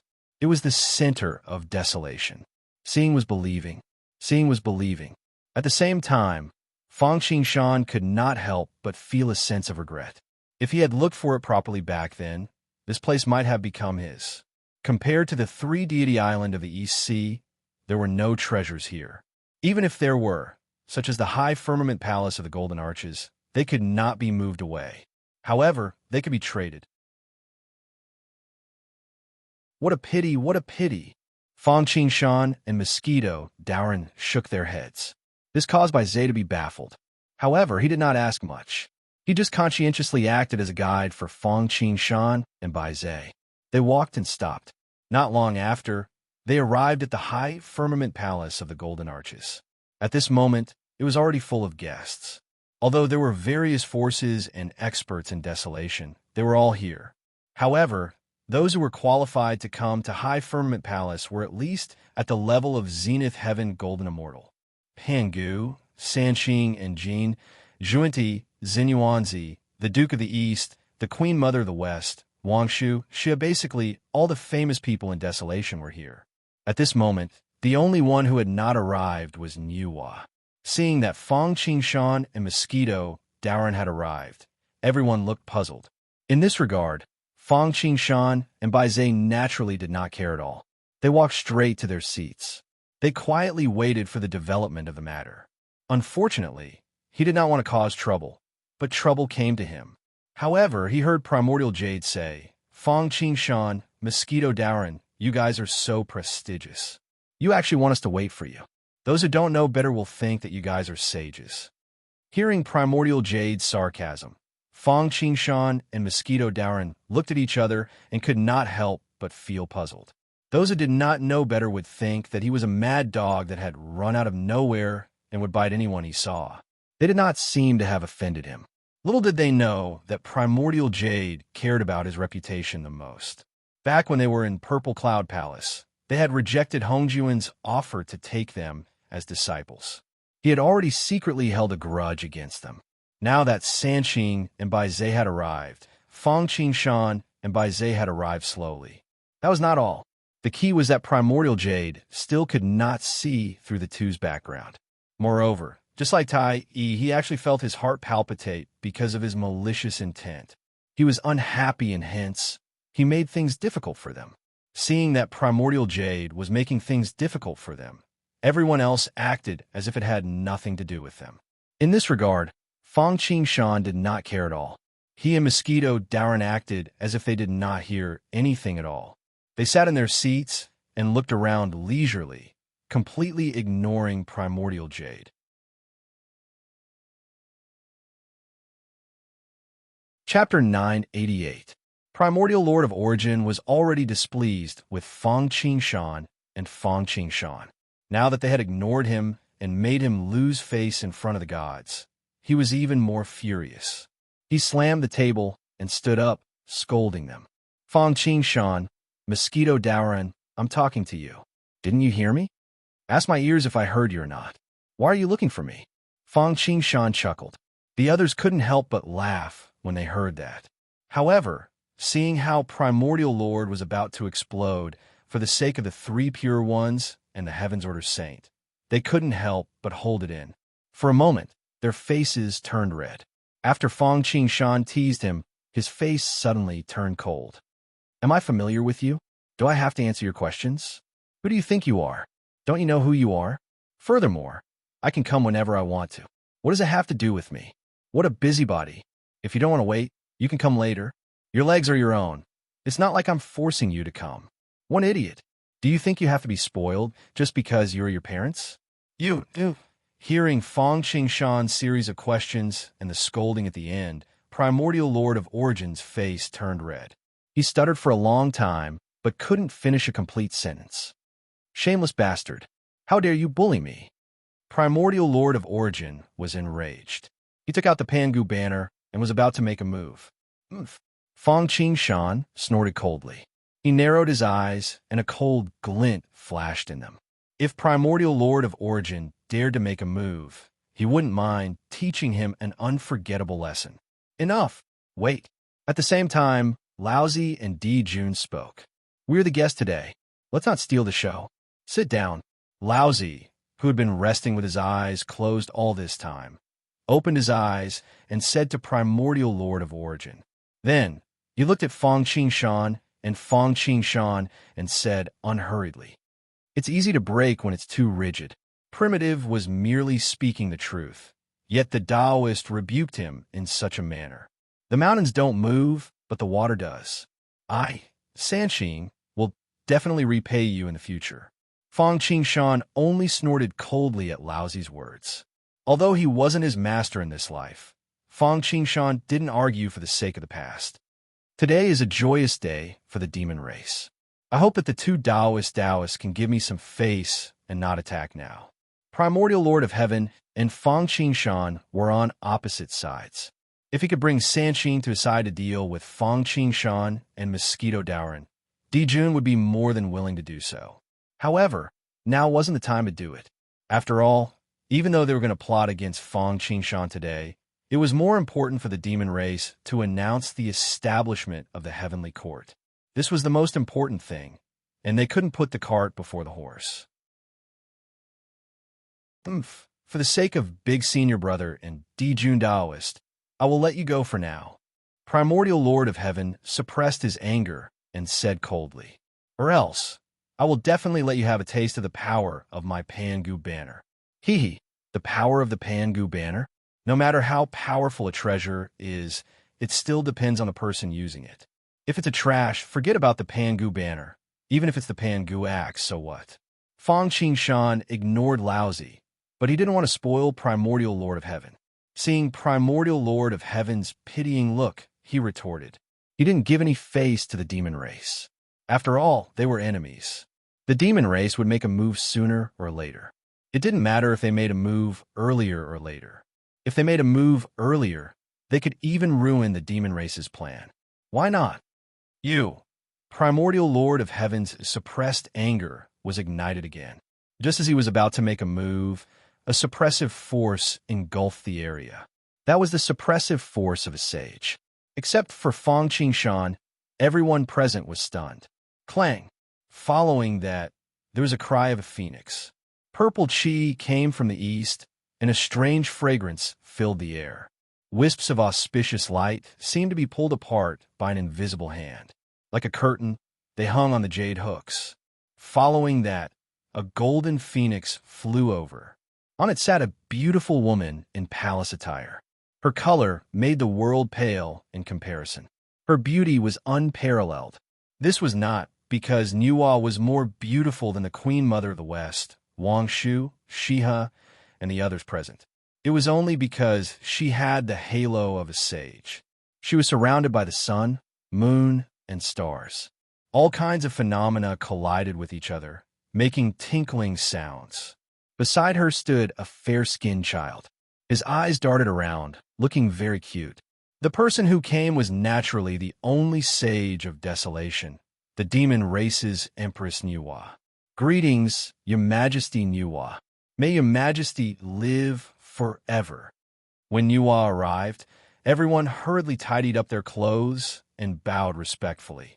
Even Di Jun, Sanqing, Zhuanti, and the others were no exception. The only exceptions were probably Fong Qing and Mosquito Daoran. Now that things had come to this, they were just short of shedding all pretense of cordiality. There was no need to care about this kind of superficial work. Seeing Fong Qing and Mosquito Daoran's expressions of despair, Nuwa chuckled and actually ignored them. She probably thought that there was no need to care too much about people who were about to die. She turned her head and said to the crowd, "Taoists, there's no need to be so courteous. Today is a joyous day for the demons. Thank you, Taoist, for coming to attend the ceremony." When she finished speaking, Nuwa walked to the highest seat and sat on the same level as Di Jun and Tai Yi. Though she was the sage of the demons, Di Jun was the demon emperor. If it wasn't for the fact that she had to deal with Fang Qingshan, she might not have come today. After all, she might overpower the host. Therefore, she simply said a few words and left the situation to Di Jun and Tai Yi, sitting on the fishing platform. Seeing this, Di Jun, Tai Yi, Kuan Peng, Fu Shi, and the others walked to the center and looked around. Seeing all the talents under his command and all the guests, he couldn't help but feel high-spirited. From today onwards, the demons would officially establish the Heaven Court. The entire desolation would be ruled by them. Thinking about this, even Di Jun couldn't help but blush with excitement. His plan to rule the world had succeeded overnight. After calming himself down, Di Jun cupped his hands at the crowd and said loudly, "Thank you, Taoist, for coming to attend the ceremony. Di Jun thanks you all." He then bowed to the crowd. Seeing this, everyone knew that the time was up. They didn't speak and looked at Di Jun. Di Jun bowed and said, "Though we've received Hong Jun Tiandao's permission and Daozu's approval, we haven't been able to find a holy land that can accommodate the demons. The demons' establishment of the Heaven Court has been delayed until now. Finally, the heavens do not disappoint those who are willing. The demons have been blessed by the heavens and have been given these 33 skies. Today, the auspicious time has arrived.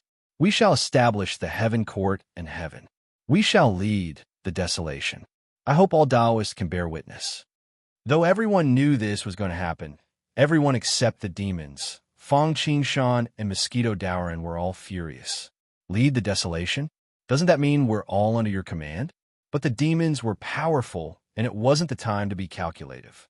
However, Sanqing, Zhuanti, and the others' eyes darkened. They made up their minds to teach the demons a lesson in the future.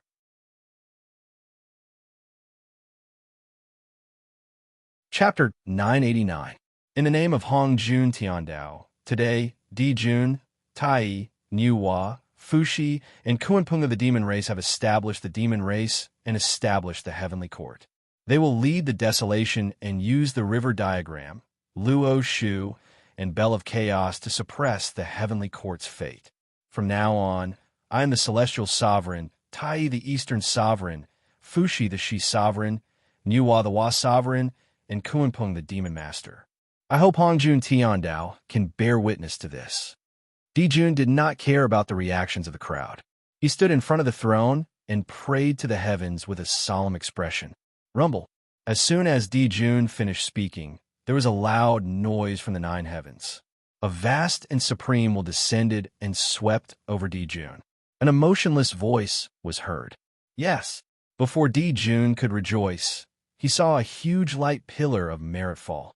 Although it was not as good as Niu Hua's merit when she became a saint, it was more than half of what Fang Qingshan had collected that day.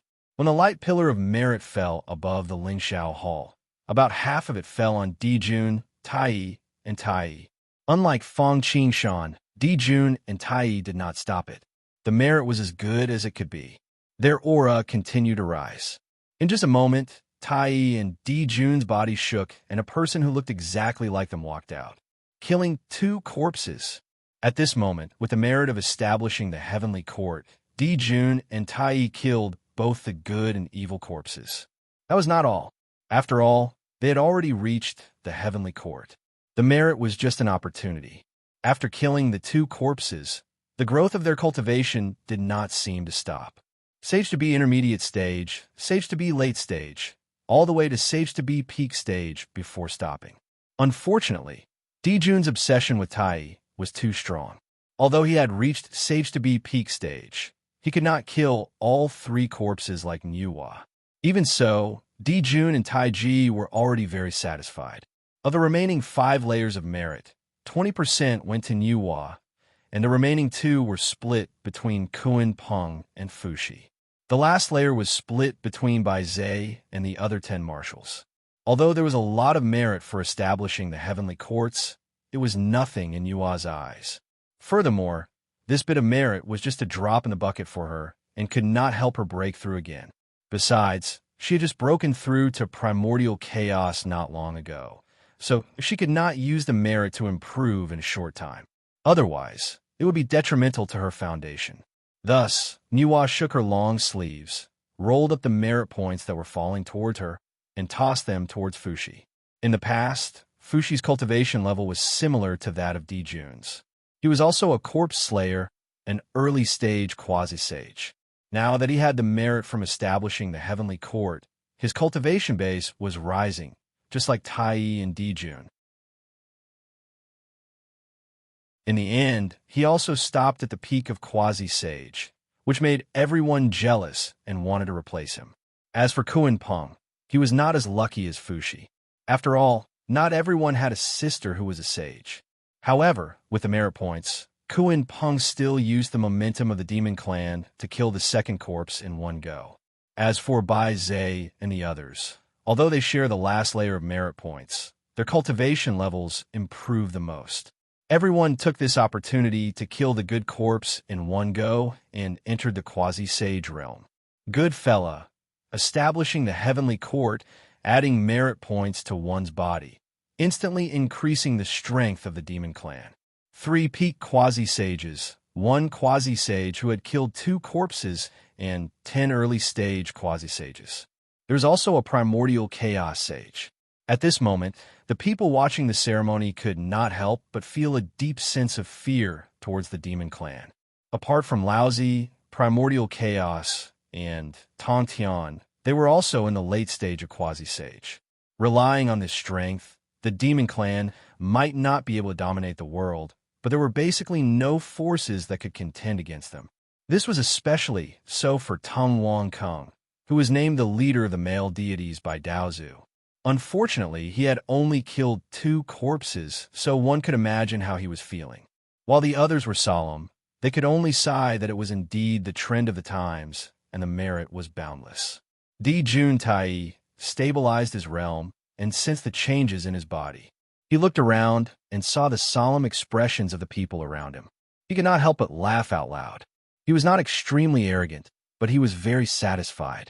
He was full of vigor and energy, looking down on the world and looking down on the heroes. The demon clan was established, and the heavenly court was established. Next, it was time to deal with Fong Qingshan and Mosquito Dowren. If they could get the treasures in the hands of Mosquito Dowren, the demon clan and the heavenly court could further develop and strengthen. If they destroyed Penglai Island of Tung Wang Kung, killed the Wu people, and gathered the 3 ancient tribes, they could unify the Desolation continent. With the blessing of fate, it was not impossible for them to break through to the primordial chaos realm. Of course, this was still a little far away. The most important thing now was to deal with Fong Qingshan and seize their creation. With a great improvement in their cultivation level, coupled with Niwa and the Zhodian star array, Dijun and Tai were unprecedentedly confident in dealing with Fong Qingshan and Mosquito Dowren. He did not believe that Fong Qingshan and Mosquito Dowren could turn the tables in the face of such strength. Moreover, even if they did not obtain the treasures, as long as they could kill Mosquito Dowren and seize the Blood Sea, it would be considered a great success. Ever since they knew that the Blood Sea would not dry up and that Mosquito Dowren would not die, Dijun and Tai had been thinking about this. After all, they wanted to unify the Desolation continent and break through to the primordial chaos realm. Although their chances of success were greater than those of the Dragon and Phoenix clans, they could not guarantee 100% success, especially after Niwa had become a saint. Seeing that Sanqing and the others were about to become saints, even with the Zhodian star array, Dijun and Tai felt that it was not safe. If they could become the masters of the Blood Sea, not only would they obtain the light from providence of the Blood Sea, but they would also be immortal and indestructible. That was the key. Only then could they devote themselves to fighting for supremacy. After all, even if they failed and could not become primordial chaos, they would still be immortal and indestructible, right? They could attack and retreat at will. Without any worries, they could unleash 200% of their strength. Unfortunately, in life, things did not go as one wished. Just as Dijun and the others were feeling proud of themselves, a voice that was no weaker than the one they had just announced rang out. This voice belonged to Zhu Wu, whom he hated the most. The content of the voice made his expression change drastically. Pangu Hall. While Jun and the others were celebrating, the 12 Zhu had also gathered in front of Pangu Hall, waiting for the final moment to arrive. All around them were the great sorcerers of various lineages, such as Xing Tian, Ho Yi, Kuafu, Xiang Lu, and so on. Outside, there were millions of Wu people's children. These children were the descendants of the 12 Zhu Wu people, who had used Pangu's heart and their own blood to create them. At that moment, everyone was ready and waiting with rapt attention. As soon as Jun's voice trailed off, Jiang also started praying. In the name of the Great Path, blessed by Father, today we, the Wu people, occupy the Desolation Grounds. With the Desolation Grounds as our foundation, and with Pangu Hall as our providence, the Wu people shall establish. Although the Wu people were praying for the Great Path, and Hongjun Tiandao did not like the Wu people very much. Unfortunately, they had to bestow merit. Compared to the demons, the merit obtained by establishing the heavenly courts was not inferior to the merit obtained by establishing the Magi race. The reason for this was naturally because he was a descendant of the true Pangu clan.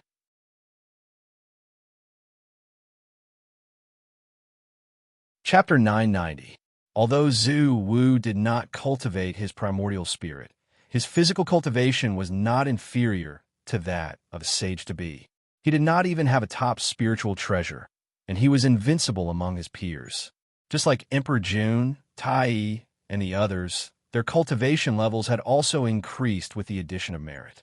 This was mainly because merit was a panacea which could improve both the primordial spirit realm and the physical cultivation. The only bad thing was that Wu people were entangled with the earth evil spirit. Although merit could improve their cultivation, it would also erase the evil qi, which was a problem for Wu people. Therefore, under normal circumstances, the sorcerer tribe did not like to rely on external objects to increase their cultivation. This was because many things were not of much use to them. Even merit, a jack of all trades, had its pros and cons, so one could imagine. Normally, it would not be a big deal, but at this time, Zhu Wu did not care. The advantages outweighed the disadvantages. It was naturally good to have a breakthrough in cultivation when they were about to enter the palace of the demon clan. As for erasing the evil qi, there was no other way. With the establishment of the Wu people, the demon clan, which had been the sole power, suddenly split into two. Damn it, how dare they? It's really them Wu people. I'm going to kill them. Hearing that the Wu people established a clan and wanted to manage the land of desolation, Jun and Tai Yi looked gloomily in the direction of Mount Buzhou, feeling furious.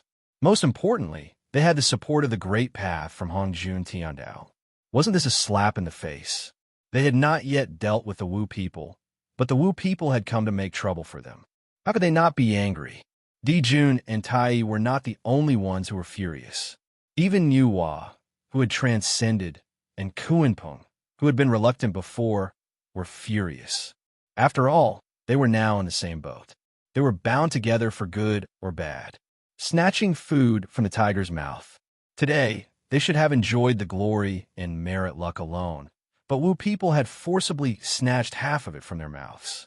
It wasn't just a slap in the face, but also a real matter of interest. Good, interesting. That's right. First, there's the leader of the male immortals, Tung Wang Kung. Now, there's the Wu people. Let's see how the demons can still show off. This timing is truly perfect. Look at the faces of Jun and Lu Ta. I'm afraid they're about to explode from anger right now. Ha ha ha. At that moment, aside from the demons, the spectators were extremely excited. They took pleasure in their misfortune. The envy they felt when they saw Jun, Tai Yi, and the others' increase in cultivation and the extreme displeasure they felt from their arrogance completely vanished at that moment. The Wu people, who were originally barbarians in their eyes, were especially friendly at this moment. If it weren't for the sake of face, everyone would have been celebrating. Even Zhuanti was no exception. After all, it might not be a good thing for them if the demon race were to dominate the world. Even after they became saints, With such a faction that had the ability to unify the world, their hands and feet would be tied. Moreover, although the desolation was large, there was only so much meat. There were too many monks and not enough meat. With one more faction, one more person would get a share, and the others would get a portion less. They had no choice but to think of other things when it came to matters of interest. Otherwise, in the original trajectory, Sanqing would not have blocked Nua's door, and Juni would not have schemed against the 10 golden crows. Why? It was just benefits. The shaman and demon races were too powerful, and it was not in their interests. Just as Dijun and the others were furious, and the spectators were taking pleasure in their misfortune, suddenly, a murderous aura shot into the sky like a heavenly pillar, and the entire heavenly court shook for a moment. Damn it, what's going on? Oh no, it's the Wu people. They've actually raised their troops to attack. What a bunch of barbarians. Don't they know that the demons still have Nuwa, and that she's currently in the heavenly court? Sanqing and the others were originally happy that the Wu people's appearance had caused trouble for the demons, but they did not expect them to be so useless. Didn't they see that Tung Wangkung was now a coward? They actually attacked the heavenly court at this moment. Who gave them the courage? They were practically seeking their own deaths. Good. There's a path to heaven, but you chose to come to hell. Today, we can use the Wu people to establish our might. Seeing the Wu people's actions, Dijun and the others were so angry that they left. Their original goal today was to establish their race in the heavenly court, then take down Fong Qingshan and Mosquito Dowren. However, the Wu people were seeking their own deaths, so they could not be blamed. They would first take down the Wu people, then kill Fong Qingshan and Mosquito Dowren, and finally take down Tung Wangkong. That would be the end of it. Who knows, after today, the demons would be the sole ruler of the entire Desolation continent, completely ruling over the world. When the heavens emitted murderous intent, the stars would shift. When the earth emitted murderous intent, dragons and snakes would rise. When humans emitted murderous intent, heaven and earth would be overturned. When heaven and man emitted murderous intent, all transformations would be established. As soon as the shaman moved, the murderous intent between heaven and earth surged and boiled. Moreover, it was growing and spreading at a speed visible to the naked eye.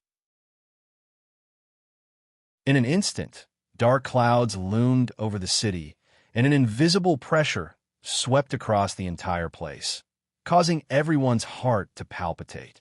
A murderous intent soared into the sky, causing the heavens and earth to tremble. All living beings were terrified, and the aura of the cataclysm suddenly erupted. How is this possible? Damn it, this is the cataclysm. Why, what's going on? How long has it been since the primordial era? How can the cataclysm erupt so quickly?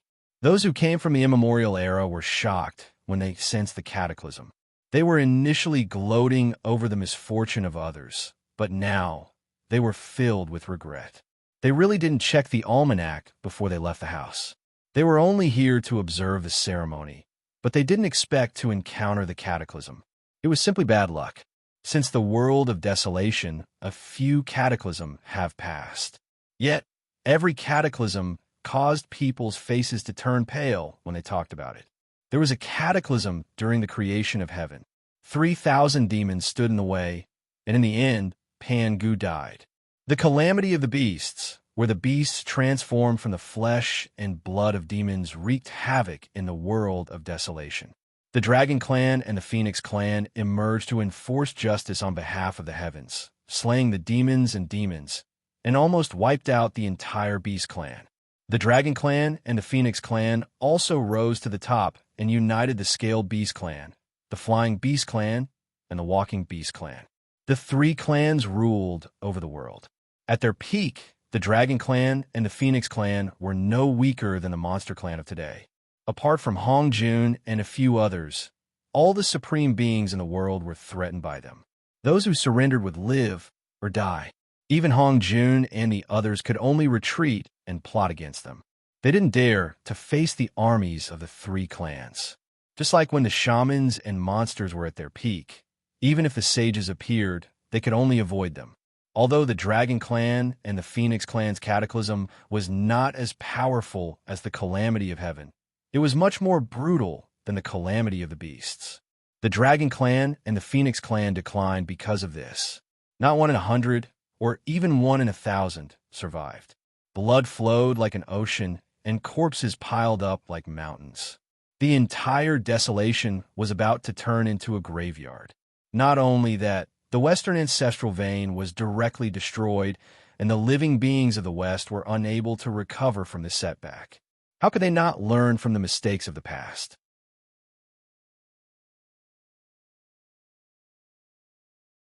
Chapter 991. Feeling the energy of the calamity, everyone, including Sanqing and the others, had a change of expression. Other than Yuhua, Fang Qingshan and Zhuge Liang were the only ones who did not have a change of expression on their faces. The former was a saint who would not be affected by any calamity. They were carefree and immortal. She was also certain that with the demon's capabilities, even in the face of a calamity, they would be able to stand tall like a pillar in the sky. On the contrary, a calamity was a calamity, but it was also fate. It was also a great opportunity. During the calamity of the beasts, the dragon and phoenix took advantage of the situation and dominated the world like the sun in the sky. During the war between the Taoists and the demons, Daozu collected the fate of the world and became the first saint. When he lectured at the Purple Cloud Palace, the world praised the name of Hongjun. Nuwa felt that this calamity was an opportunity for the demons. If the demons could accomplish what the dragon and phoenix failed to do, Nuwa, as the saint of the demons, would not be far off from Dijun and Tai. She would be able to use this opportunity to increase the distance between her and Sanqing and the others. Zhuge Liang had foresight and already knew about this. He also participated in the planning. Therefore, right now, he was watching the flowers bloom and wilt in front of the courtyard and the clouds in the sky. Of course, Dijun and Tai were not as calm as they were. Even with the Jotian star array in Yuhua, their expressions changed drastically. Because of this, they felt a sense of danger. They did not expect that a single thought would bring about a calamity. They understood the Dragon Phoenix cultivation calamity. Even though they felt that the beast tribe was stronger at this moment, they could not help but feel their hearts skip a beat, as if something bad was about to happen. Unfortunately, there was no turning back now, because Wu people had arrived before the southern heavenly gate. Dijun Tai, you two bastards! How dare you steal the throne of the heavenly ruler and attempt to lead the desolation? You must be tired of living. Come out and accept your death. Zhurong's arrogant voice echoed across all 33 skies. Since you want to die, I'll fulfill your wish. When Dijun and Tai heard this, they no longer hesitated. They led Fushi, Kuan Peng, the 10 marshals, and billions of monsters to fight the Wu people. The armies of the sorcerer and demon clans collided. Tens of billions of sorcerer and demon clans fought and killed each other.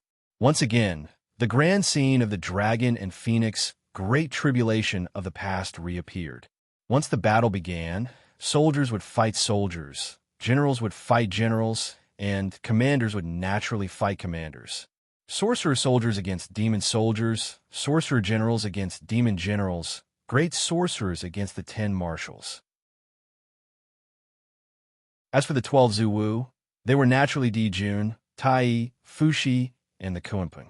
Although the demon clan had the advantage in numbers, the truth was that they were being suppressed by the Wu people. Although the demon race had a large number of people, their quality was lacking. Although there was a saying that quantitative change could lead to qualitative change, it was too difficult. It was just like the art of war. Since ancient times, when a city was surrounded, attack it 3 times, surround it 5 times, and pull it back 10 times. Even sieging a city was like this, not to mention the quantitative change that could cause a qualitative change. At least 10 times, 100 times, or even 1,000 times more people would be needed. Otherwise, they could only rely on formations to defeat the many and defeat the strong with the weak. However, the demon race had formations, but did the Wu people not have them? In the original trajectory, Chi could simplify the great formation of divine fiends and evolve it into the great formation of 99 mystical een. Naturally, the 12 Zhu Wu could do the same. Therefore, in the end, the quality of the soldiers was more important than the quantity. In a situation where there were no supreme treasures or powerful abilities, body refinement was king. The Wu people were already invincible among their peers. Coupled with the group of great sorcerers and the 12 Zhu Wu, how could the demon race resist the Wu people? The 12 Zhu Wu were the 12 branches. Each branch had at least one or two, and at most 3 or 4 great sorcerers. The weakest among them was a peak zenith heaven, while the strongest, like Xing Tian, Ho Yi, and Qiyu, were not weak even among demi-saints. The 12 Zhu Wu were even stronger. Each of them was at least a late demi-saint, and the candle dragon had reached the peak of demi-saint. Tai was not bad, being known as the number 1 beneath the saints and wielding the bell of chaos. However, even if he was made of steel, how many nails could he pierce? At best, he could only fight 1 against 2, 1 against 3, or 1 against 4. In truth, Di Jun's cultivation was not inferior to Tai's. However, without the primordial treasure, he could only handle 2 Zhu Wu at most, and 3 at most. With that, there were still 5 Zhu Wu. How could Fuxi and Kuin Peng handle them? Therefore, it did not take long for the demon race to retreat. They were forced into the southern heavenly gate by the Wu people. The 33 heavens that was once a glorious sight of the heavenly court was instantly turned into a sea of blood and corpses. Many people who came to watch the ceremony were instantly swept into the great shaman-demon war and instantly turned into cannon fodder. Even if they were powerful, their individual strength would be suppressed to the minimum in such a war if they weren't at the peak of the grand immortal realm or above. Apart from those who were lucky and those who had retreated to the vicinity of the cloudy palace of the Golden Arches, when they saw that the situation was unfavorable, almost everyone below the grand heavenly realm was either dead or injured. Unfortunately, no one cared about them at this time. Everyone's gaze was focused on the battlefield of the sorcerer and demon race. As they watched the demon race fight, Sanxing and the others' expressions changed. They were already wary of the demon race, but they did not expect them to be so weak against the Wu people. Although they knew that there were 12 Zhu Wu, and had seen the Lady of Earth and the Candle Dragon, they still shuddered when they saw the Wu people go berserk. Sanxing, Zhuanti, Jiayin, and the others looked at each other and saw the seriousness in each other's eyes. They had initially thought that if the demon race were to retreat again, they would lend a hand to prevent the Wu people from becoming the strongest. However, they soon realized that they were overthinking. As the saying went, the eunuchs were not anxious. It was not as if the demon race did not have a backer and a trump card. Nuwa was still high above and watching calmly. There was no sign of anxiety on her face, and she did not show any signs of fighting. Could it be that the demon race still has a trump card? This thought popped up in everyone's mind when they saw this. They immediately retracted their attacks and waited to see what would happen. After a while, Kuin Peng and Fuxi were almost unable to fight back against the attacks of the 5 Zhu Wu. If this continued, they would be finished in less than an hour. Once Kuin Peng and Fuxi were defeated, the entire situation would collapse. Although he had long regarded the Wu people as his destined enemy, Di Jun could not help but feel disappointed and discouraged when he really faced them. If the demon race did not have Nuwa, if they had not created the Zhodian star formation, Di Jun did not dare to imagine what would happen to the demon race. Fortunately, everything was not the worst. As long as they used the Zhodian star formation, everything would change. Therefore, as Di Jun unleashed his power, Tai and the other two unleashed their power at the same time. Tai, Fuxi, Kuin Peng. Let's attack together and force them away as soon as possible. This battle cannot be dragged on for too long. It's time to show the demon race's true strength. Set up the Zhodian star formation with me, and let the Wu people witness the power of the demon race's formation.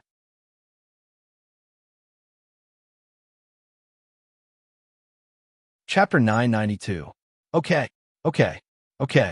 Hearing Emperor Jun's words, Fuxi and the other two agreed at the same time, especially Kunpeng and Fuxi, who let out a sigh of relief. Even though Tai controlled the Bell of Chaos, it was still difficult for him to face 4 or 5 ancestors of sorcery, Emperor Jiang and Candle Juin. If this went on, they would be defeated and killed before they could succeed. Clang, clang, clang. A series of sonorous clanging sounds rang out. The zither strings were like swords, extremely sharp and abnormally sharp. However, in the minds of the 12 Zhu Wu and the others, they felt something else. They seemed to have ignored, or perhaps couldn't sense, the murderous intent in the zither. The music was like a spring breeze in their minds, and they were stunned. Fortunately, Zhu Wu didn't have a primordial spirit. This kind of sound wave attack that targeted primordial spirits was much less effective against them. They quickly came back to their senses, but this was already enough for Fuxi to catch his breath.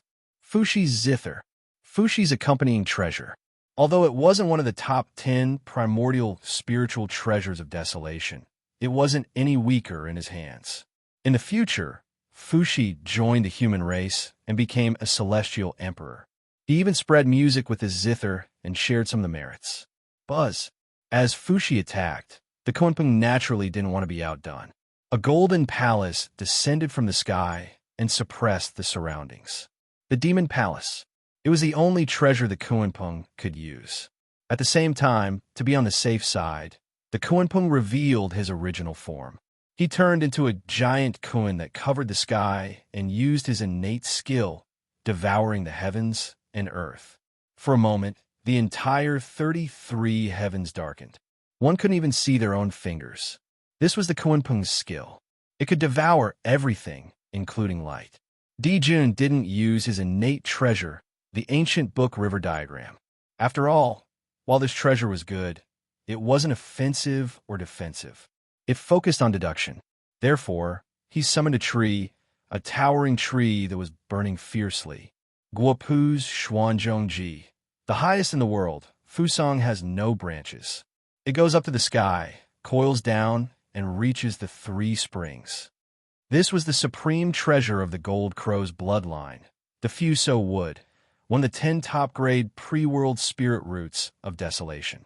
The flame burning on it was naturally the top-notch desolation flame, the true sun flame that instilled fear in others. This item had the power to burn mountains and boil seas, and the power to burn the heavens and destroy the earth. Clang, clang, clang. Tai naturally unleashed the Bell of Chaos at full power. Although he hadn't completely refined the Bell of Chaos, it was still his spiritual treasure. In his hands, it might not be any weaker than the Pangu banner in Primordial Origin's hands. The sound waves produced by Fuxi's Fuxi zither paled in comparison to the Chaos Bell. In the end, Pangu had used it to suppress the primordial world, distort the space-time of the universe, evolve the mysteries of Hongjun Tiandao, and refine the earth, water, fire, and wind. One could well imagine how powerful it was.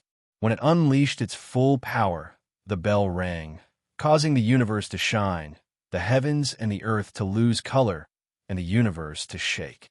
The sonorous sound of the bell rang throughout the battlefield.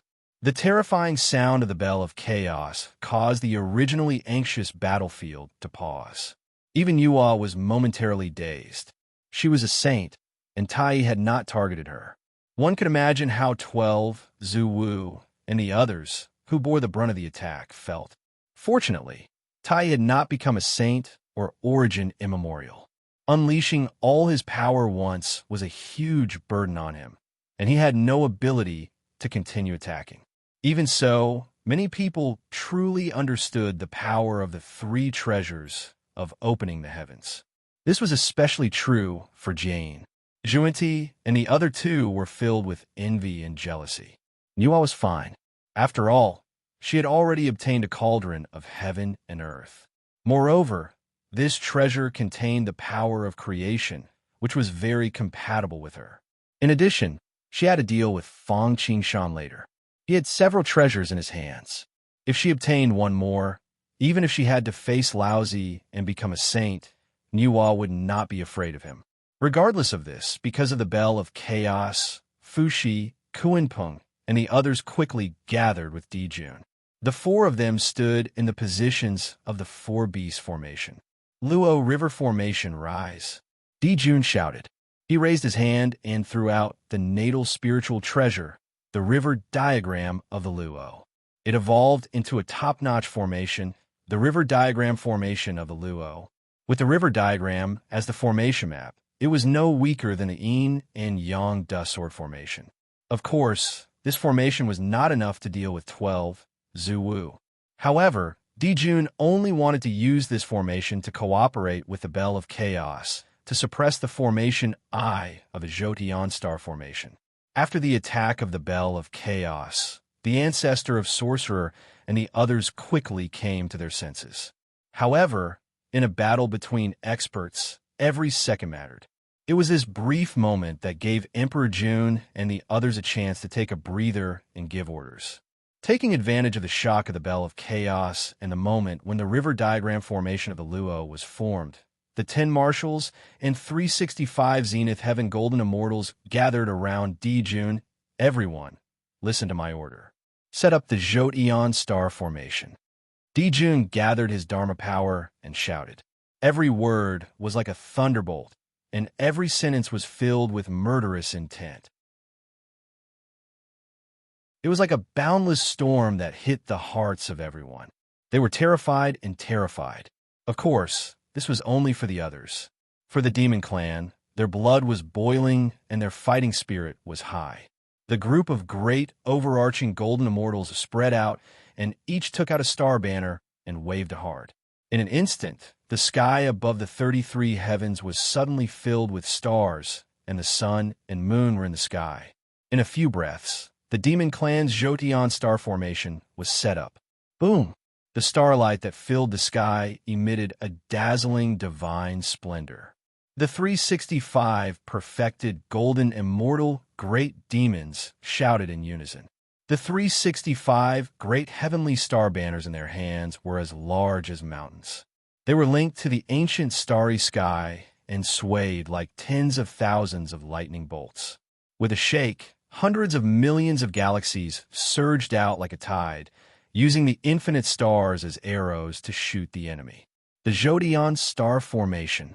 Dijun got the inspiration from the formation diagram displayed by Fong Qingshan. He, Fushi, Kuinpeng, and the others observed the primordial starry sky and deduced it with the river diagram and the Book of Luo. With 365 Zenith Heaven Golden Immortals holding 365 great Jotian star banners as the foundation of the formation, Dijun, Tai, Fushi, and Kuinpeng set up the Book of Luo River Diagram Formation. With the Bell of Chaos as the eye of the formation, it summoned the hundreds of millions of Jotian star in the primordial starry sky. As soon as the Jotian star formation appeared, all living beings in the Desolation Realm were shocked. The range of the formation was so wide and its power was so great that it was shocking. Everyone secretly compared it in their hearts. Even the Dragon Clan and Phoenix Clan's formation of 10,000 dragons and 100 birds paying homage to the Phoenix were not as good as it, and the 10,000 Immortals formation in Dong Wang Gong's hands was the same. The only thing that could compare to it was the Immortal Slaying Sword formation that Daozu had given to the Purple Cloud Palace.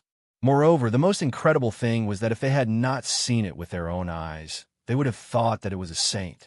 In fact, they were not wrong. The Jotian star formation was indeed strong enough to fight against the power of a saint. Although they had noticed that the Demon Clan had another trump card, they did not expect it to be so terrifying. It was really unexpected. You're tuning into the Warrior Lore YouTube channel. Don't forget to subscribe and join us on this journey to catch the most captivating stories.